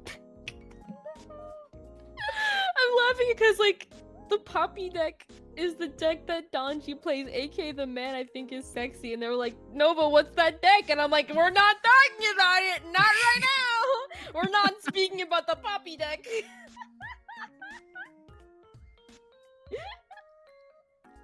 So that's just so cool. So were you playing against other folks at the convention, I guess?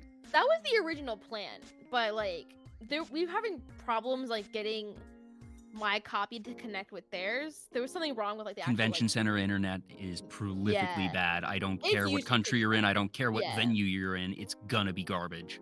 Yeah, so we had problems getting it to connect. So instead what I did was like, I think one day they asked me to go on rank. The second day they asked me to play with viewers. So that's what I did. Yeah.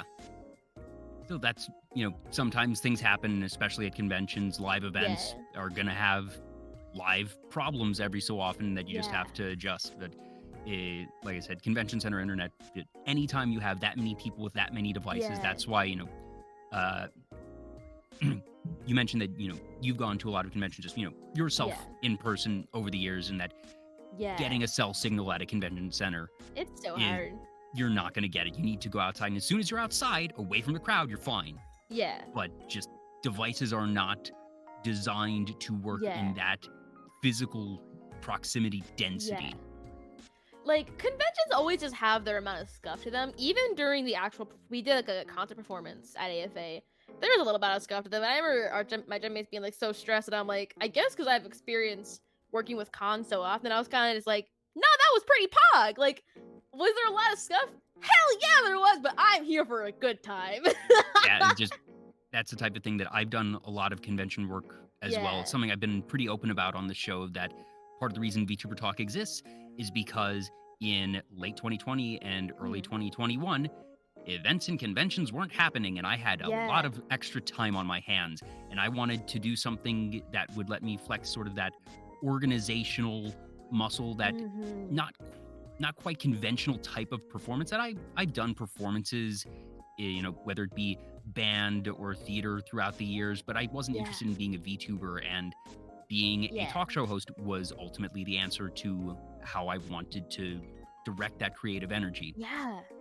So I very much identify with the understanding that one of my mantras really is every show is going to go wrong somehow. Something is going to go wrong. It is a matter of, does the attendee know that something went wrong? Yeah. Because if the attendee doesn't know something went wrong, nothing went wrong. Exactly. And even if the attendee knows something went wrong, if you play it off, generally speaking, they're gonna be forgiving. Yeah. Like, if you make a big deal out of it, then they'll be like, dude, that was kind of weird. But if you, like, play it off right, they'll be like, yeah, that was a fun time. They won't care. Yeah, that you can get the crowd on your side and just, sort of, throw the tech under the bus. It doesn't have feelings, and that they will cheer when you finally get that microphone working. Yeah. And that as long as at the end of the day, you get it to work 90%, that's still a success. And, sometimes things do go very wrong, and sometimes it's not a great experience, but you learn to roll with the punches and be able to just put on that performance, put on that smile. That a very big concept for me is that every convention is someone's first convention. Yeah. And that you need to carry yourself, and that you need to look at every attendee and every interaction as Mhm. this is someone's first time at a convention. This is going to be a formative experience Mhm. because you never know who is actually in that position. Mhm. Have you actually considered doing VTuber talks at a convention before? It's something that I would be open to. I think that Yeah. part of it is that one, I very much recognize I am a small channel. There are other Yeah. VTuber interview channels that are larger than me. The Yeah. other piece is I do so much at conventions already that I am Yeah. usually spoken for. That I have been very fortunate to work with a lot of really cool companies that I've said that my clients have included like Crunchyroll. I've worked with Wow. Viz Media. I've worked with Bandai Namco, That's so cool. and just I've done it for over 10 years now. It's not even my day job. It's something I do on the side Yeah. because I just love conventions, and Yeah. I get paid 9 times out of 10. Well, if it's with a company, I will occasionally volunteer unpaid for conventions themselves, but that is a relative rarity. But Yeah. it's just something that I do on the side because I love it. And Yeah, it's just fun. that means though that the odds of me being brought to a convention are low to begin with because of my channel size. But Yeah. then also, what are the odds of me being invited to a convention where I wouldn't already be looking to work with a client anyways? Yeah. Like even just applying for a panel for it, I think it'd be fun. Potentially, yeah. Yeah. And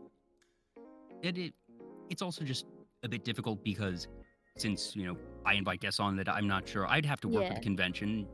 It's certainly something I'm Yeah. open to, but then it's the question of do they give me a guest to work with and that we coordinate beforehand, or Yeah. do I do there's any number of ways it could happen. I'm certainly open to it. I have not been approached by any conventions, nor do I expect to be in anywhere of the near future, but someday eventually, yeah, it's certainly something I would consider. Yeah. And I think it'd be really cool because I feel like these kind of like interview talk show things happen a lot of time on main stages at cons. I feel like on a panel setting, it'd be cool. I'd watch it. And I would love to. I just don't expect it to happen. That's so valid. Don't worry. That's my expectation for everything. Like, I don't think it's gonna happen, but it'd be cool. Yeah. No, that any conventions that are listening, hey, feel free to reach out. My DMs on Twitter. Go right ahead. Just like, hi, I'm free. I'm free if you want to invite me. Hello. Well, I will say though that one of the fun things this year, just as conventions have spun back up, that I worked several conventions this year. Conventions where there were VTubers, and I've gotten to be a fly on the wall and just in close proximity to things, and it is actually quite fun. Of just there's that meme of they don't know I'm whatever, of just they don't know I'm a VTuber. They don't know I'm a VTuber, and it's not quite that, but it's like they don't know that I am very familiar with the VTubers and whatnot. Yeah. There's been some funny things this year, and I designed VTuber Talk to be a passion project, a fun little thing. This channel is not monetized, and it's not something that I put on my resume. That I think 5 people in my real life know about VTuber Talk. Really?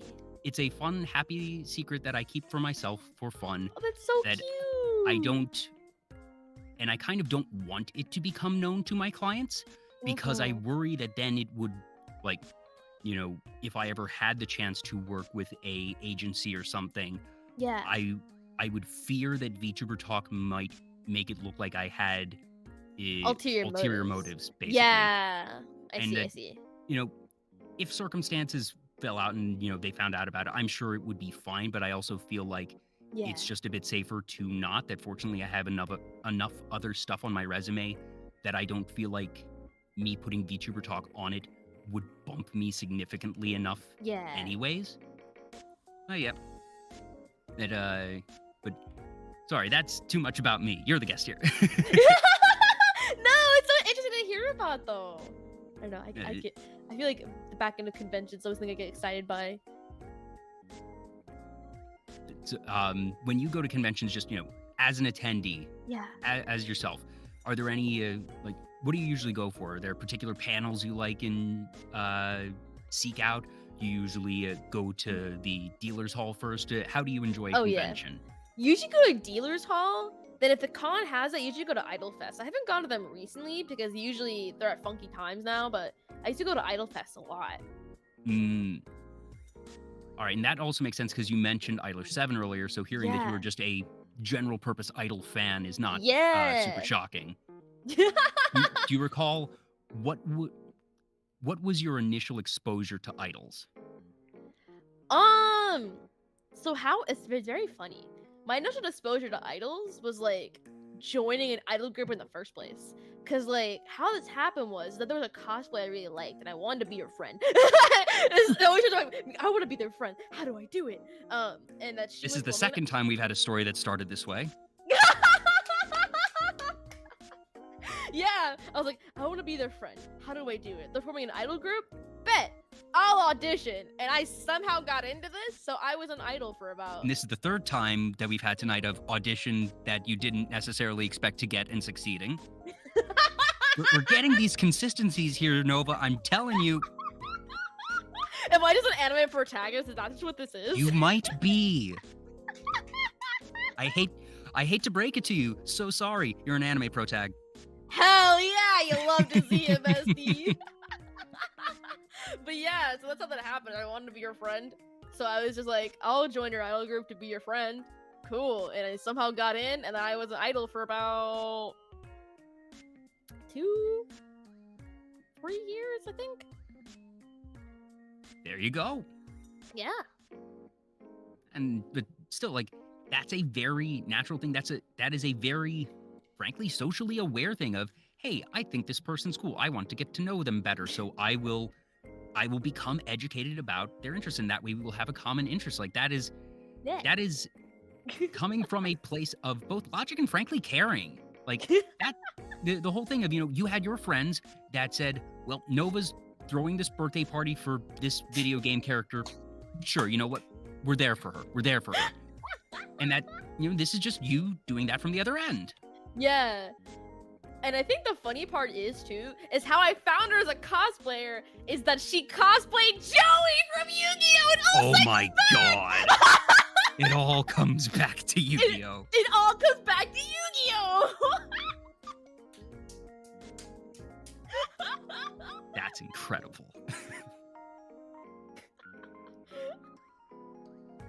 And then just, and then, hey, you found yourself in this idol group, but you have experience being in band at this point, so you are already musically inclined. You're going to know, counting the measures of something. You're going to know how to match the beat. So you already have that, sort of leg up, or at least knowledge base of everything. So what was that experience like? Because if you're not already familiar with idols and idol culture and the songs that, all right, you have the musical knowledge base, you sort of just got thrown into the deep end, it sounds like. It really did. I was like, for a solid couple of months, for our first couple performances, I was just struggling. I was like, I don't know what anything is. I'm just a guy. So I had to do lots of research and be like, what idol groups do I like? What's a Love Live? Like what is a Start Dash? Now, I'm not going to ask stuff about specific performances because that will absolutely fall into the trap that we had potentially with marching band. So, nothing there, but usually idol groups are gonna have their outfits. Did you make your own, or did you have a friend help you make yours? So I would design them, and then our leader would sew them. So at the time I didn't know how to sew. Eventually I learned how to, but at the time, hold on. Also, you designed? Yeah. Had you done fashion design before? No! But one day I drew it and I was like, this looks cool. Can we make this? And they're like, yeah! Hidden talents. Just...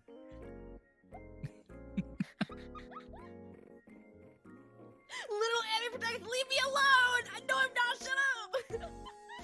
Yes, she is, chat. Don't believe her.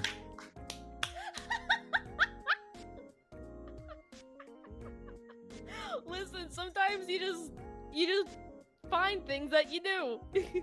And you happen to be very, very good at them. A natural in many of the things. I'm a jack of all trades, master of none. What can I say? Well, Master Duel. Ha. What- Sorry, that what was can- a what can really bad pun. That was a say? bad pun. Even I think that was a bad pun. I'm scraping for material here. Oh my god. We really are all the background characters. No! Oh my god, no! I'm just a little man. What do you mean? So, without getting into, again, nothing too specific, I guess, actually, no. So, I'll ask this from a different angle. Any Yes. particularly fun memory from rehearsals? Because that can't do anything if Okay. it was in rehearsals. Yeah. I distinctly remember. This is so funny. We traveled away to a different state for a performance, and we had sound. Like they scheduled us all for sound check. For some reason, our sound check was at like 9 a.m. and it was cold as fuck, and we didn't know that it was gonna be this cold. Oh, was this an outdoor performance? No, it was indoor, but we had to walk from our hotel room to the convention area. So I remember all of us in our pajamas and our shorts and t-shirts, and I was lucky enough I brought a thin jacket, but it was a jacket, and we were all like bundled up, like running across the street. It was so cold, and we were like shaking, and we were just like, why is it so cold? Why did no one say anything? And I remember towards the end, I was like, I'm just walking this, I'm too tired, and one of our other groupmates was like sprinting towards the hotel. I was like, I can't do this anymore. That's one of the really cool things of when you work a convention one way or another, of getting to experience either, setup, breakdown, or just a convention center that is empty. Yeah. And just sort So of, weird. the calm before the storm. You can hear your own footsteps through the exhibit hall or wherever, or, standing in front of a big empty room for your sound check.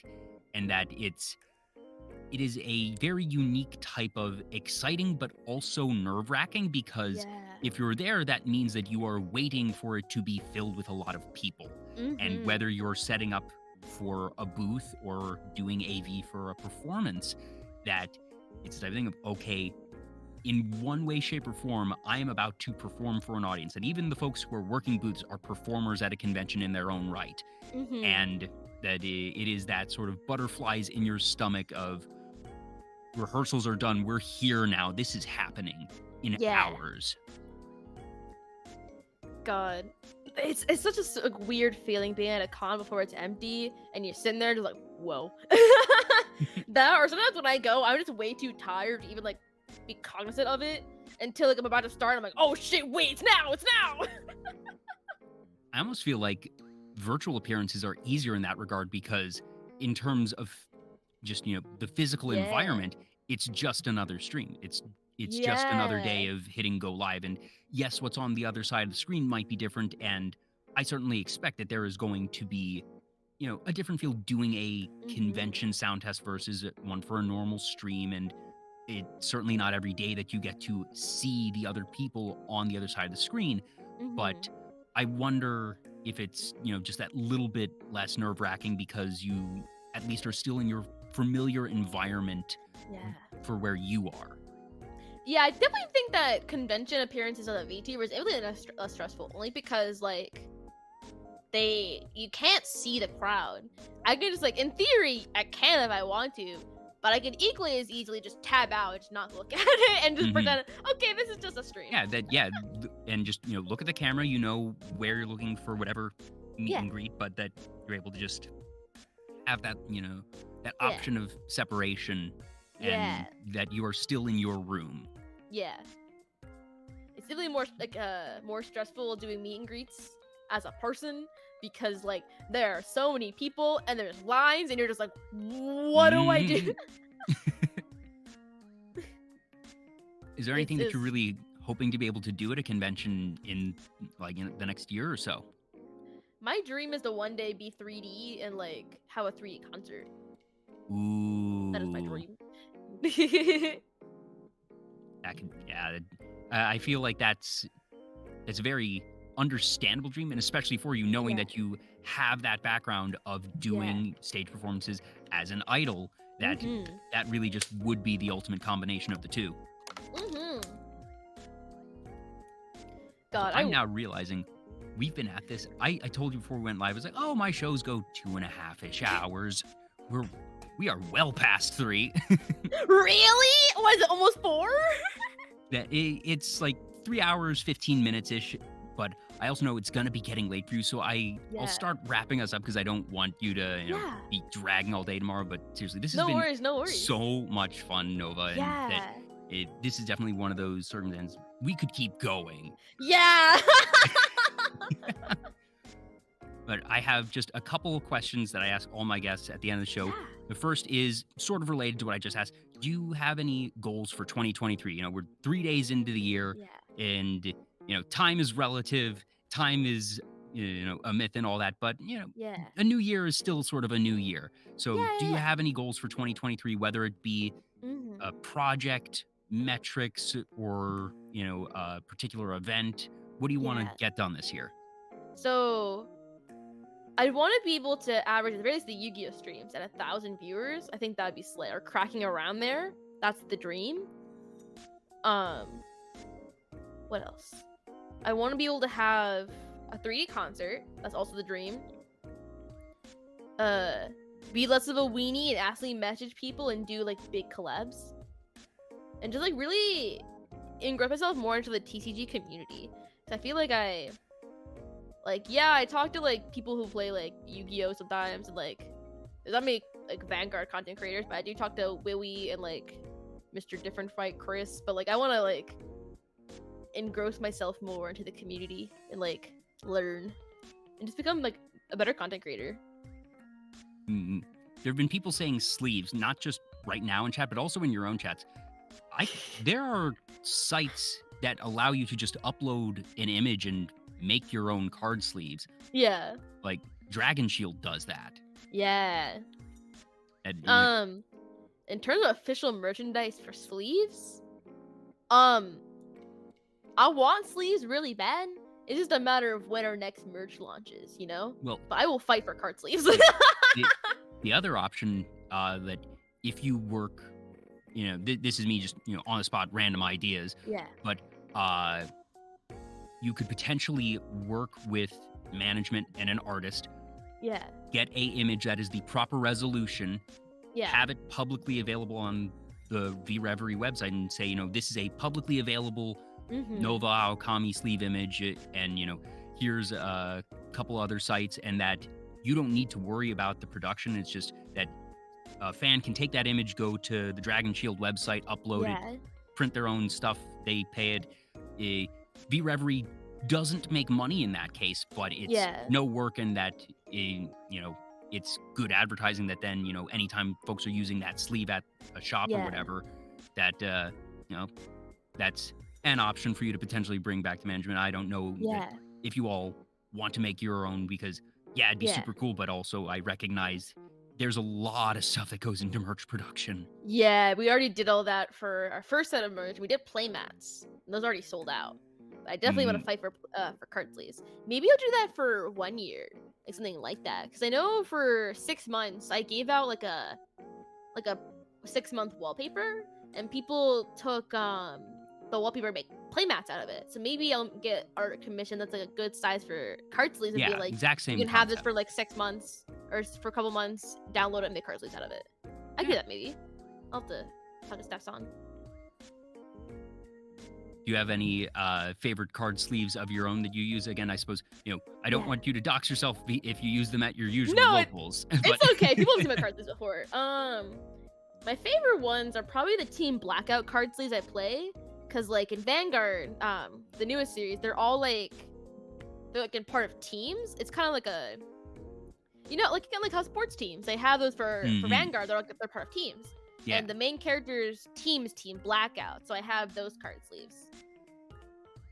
They look really clean, so I like them a lot.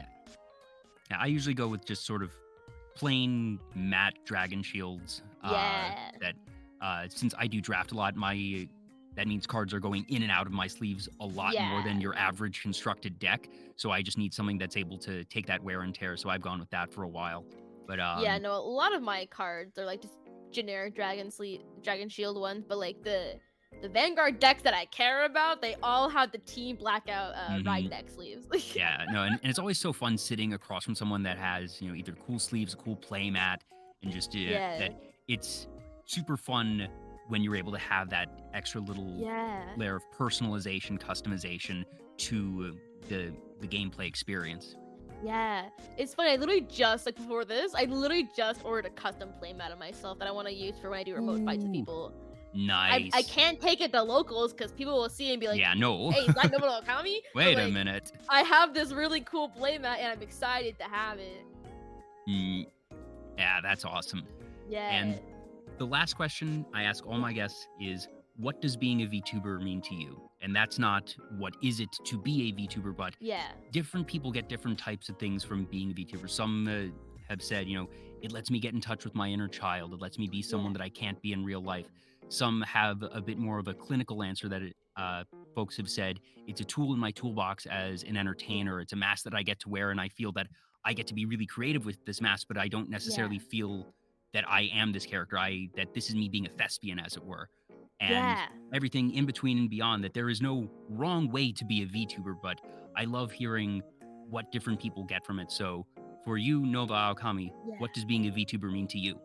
I think for me, being a VTuber is it means being able to connect with people. And I think that's been an overall message and meaning throughout this entire interview. So being able to try to learn and connect with people. I think that's a very big part of my person. I feel like being a VTuber has really helped me connect people and learn more about myself and be able to. She just wants friends. I mean, that's not wrong. I want to connect people, and as well as be able to have a creative outlet to put all the things that I love into just one creative outlet. Because I've had things where I can do one thing or the other, but I've never had a true thing like being a VTuber that I can just put everything together. I think that was the big thing for me, because I can do video editing, clothing design, art, singing. I can play flute if I want to. I can play card games. I can do whatever I want, So it gives me an ability to be able to connect with people and share my interests. One of the things that you said just at the start of that answer is exactly why I asked the question and why I ask it at the end of the interview. Yeah. Because I feel like it's something that, one, helps tie all things together, puts a nice bow in it, but also because I never know how a guest is going to answer it. But anytime I get an answer, it always makes sense, especially given the things that we discuss during the interview, and that, like you said, of just all these different little threads, these different stories of being able to connect with people, and just like you said, it all connects.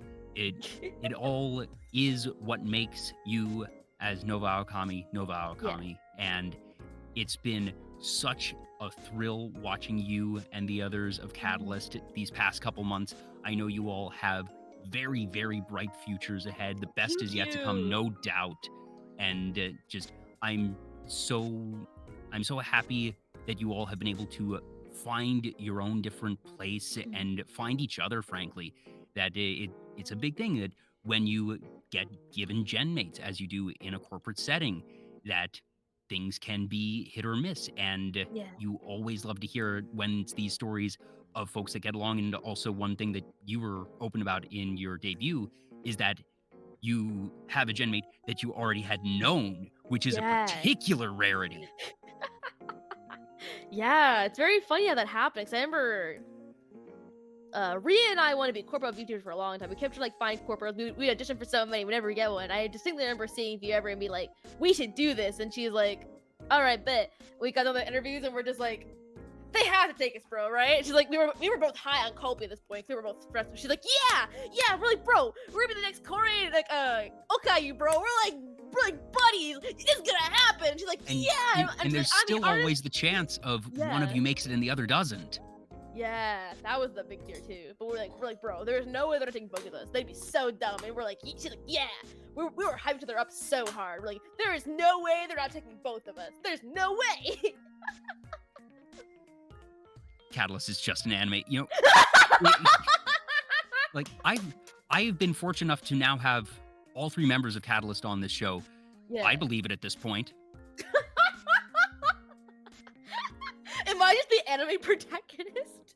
It just, I feel like you all are, and that you all just have your own, like, you know, it's one of those shows where you have the 3 different storylines, and that they're Yeah. all in that shared universe and that shared world, and that, you know, you're all protagonists in your own way. And like you said, that It's you like each have, separate seasons. yeah, exactly. Just, you know, the different movies, the different versions. Yeah. But I need to this- No! I call being one of the background characters that actually has a good design and actually, you know, has facial features, not just one of the faceless ones in the far back. I love that for you, bestie. I hope that becomes you. Actually, no, wait, no, sorry. I'm not a background character. I'm the announcer. Yeah! Oh my god, in my TCG arc, you can be the announcer. Let's go! Yes, that's what I want to be. Oh my god, it's like a Marvel movie where we have our own movies and then we have one together. Yes, there we go. Yes, the V-REVERIE cinematic universe. And then like Gen 2 is part 2 of the, you know how like Marvel's in like, their second phase? Yeah, That's what Phase 2, Gen 2 Season is, Phase 2. 2. Yeah. All right, here, you know, like this is the next crazy idea for you to bring to managers on and be like, hey, let's figure this out. That, you know, obviously you're not going to be doing, you know, theatrical releases, but Yeah. you can do comics or something, or like, you know, different, you know, little Yeah. bits and find a thing. Yeah. I've asked them about that. They're like, mayhaps, and I'm like, gooey. But in all seriousness, just thank you so much for being here tonight. This has been so much fun. Thank you for having me.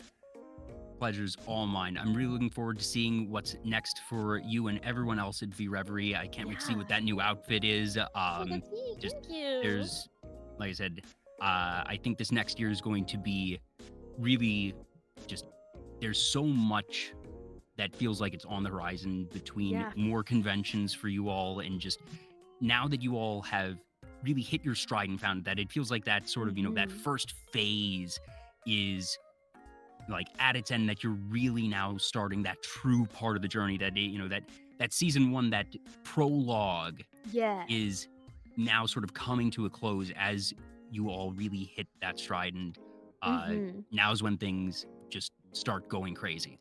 Yeah. No, it's gonna be a good year. I feel like it is. I feel my little bones. Absolutely. Well, this is a question that might be a bit more difficult to answer, but I always ask at the end of the show to give me someone to raid. And I recognize that usually you're on YouTube, so I'm not sure. I know I'm pretty sure you're familiar with at least a couple folks who are over here on Twitch. Yes. But look around for a moment, see if there's anyone you know of that's currently live, and we'll raid into them.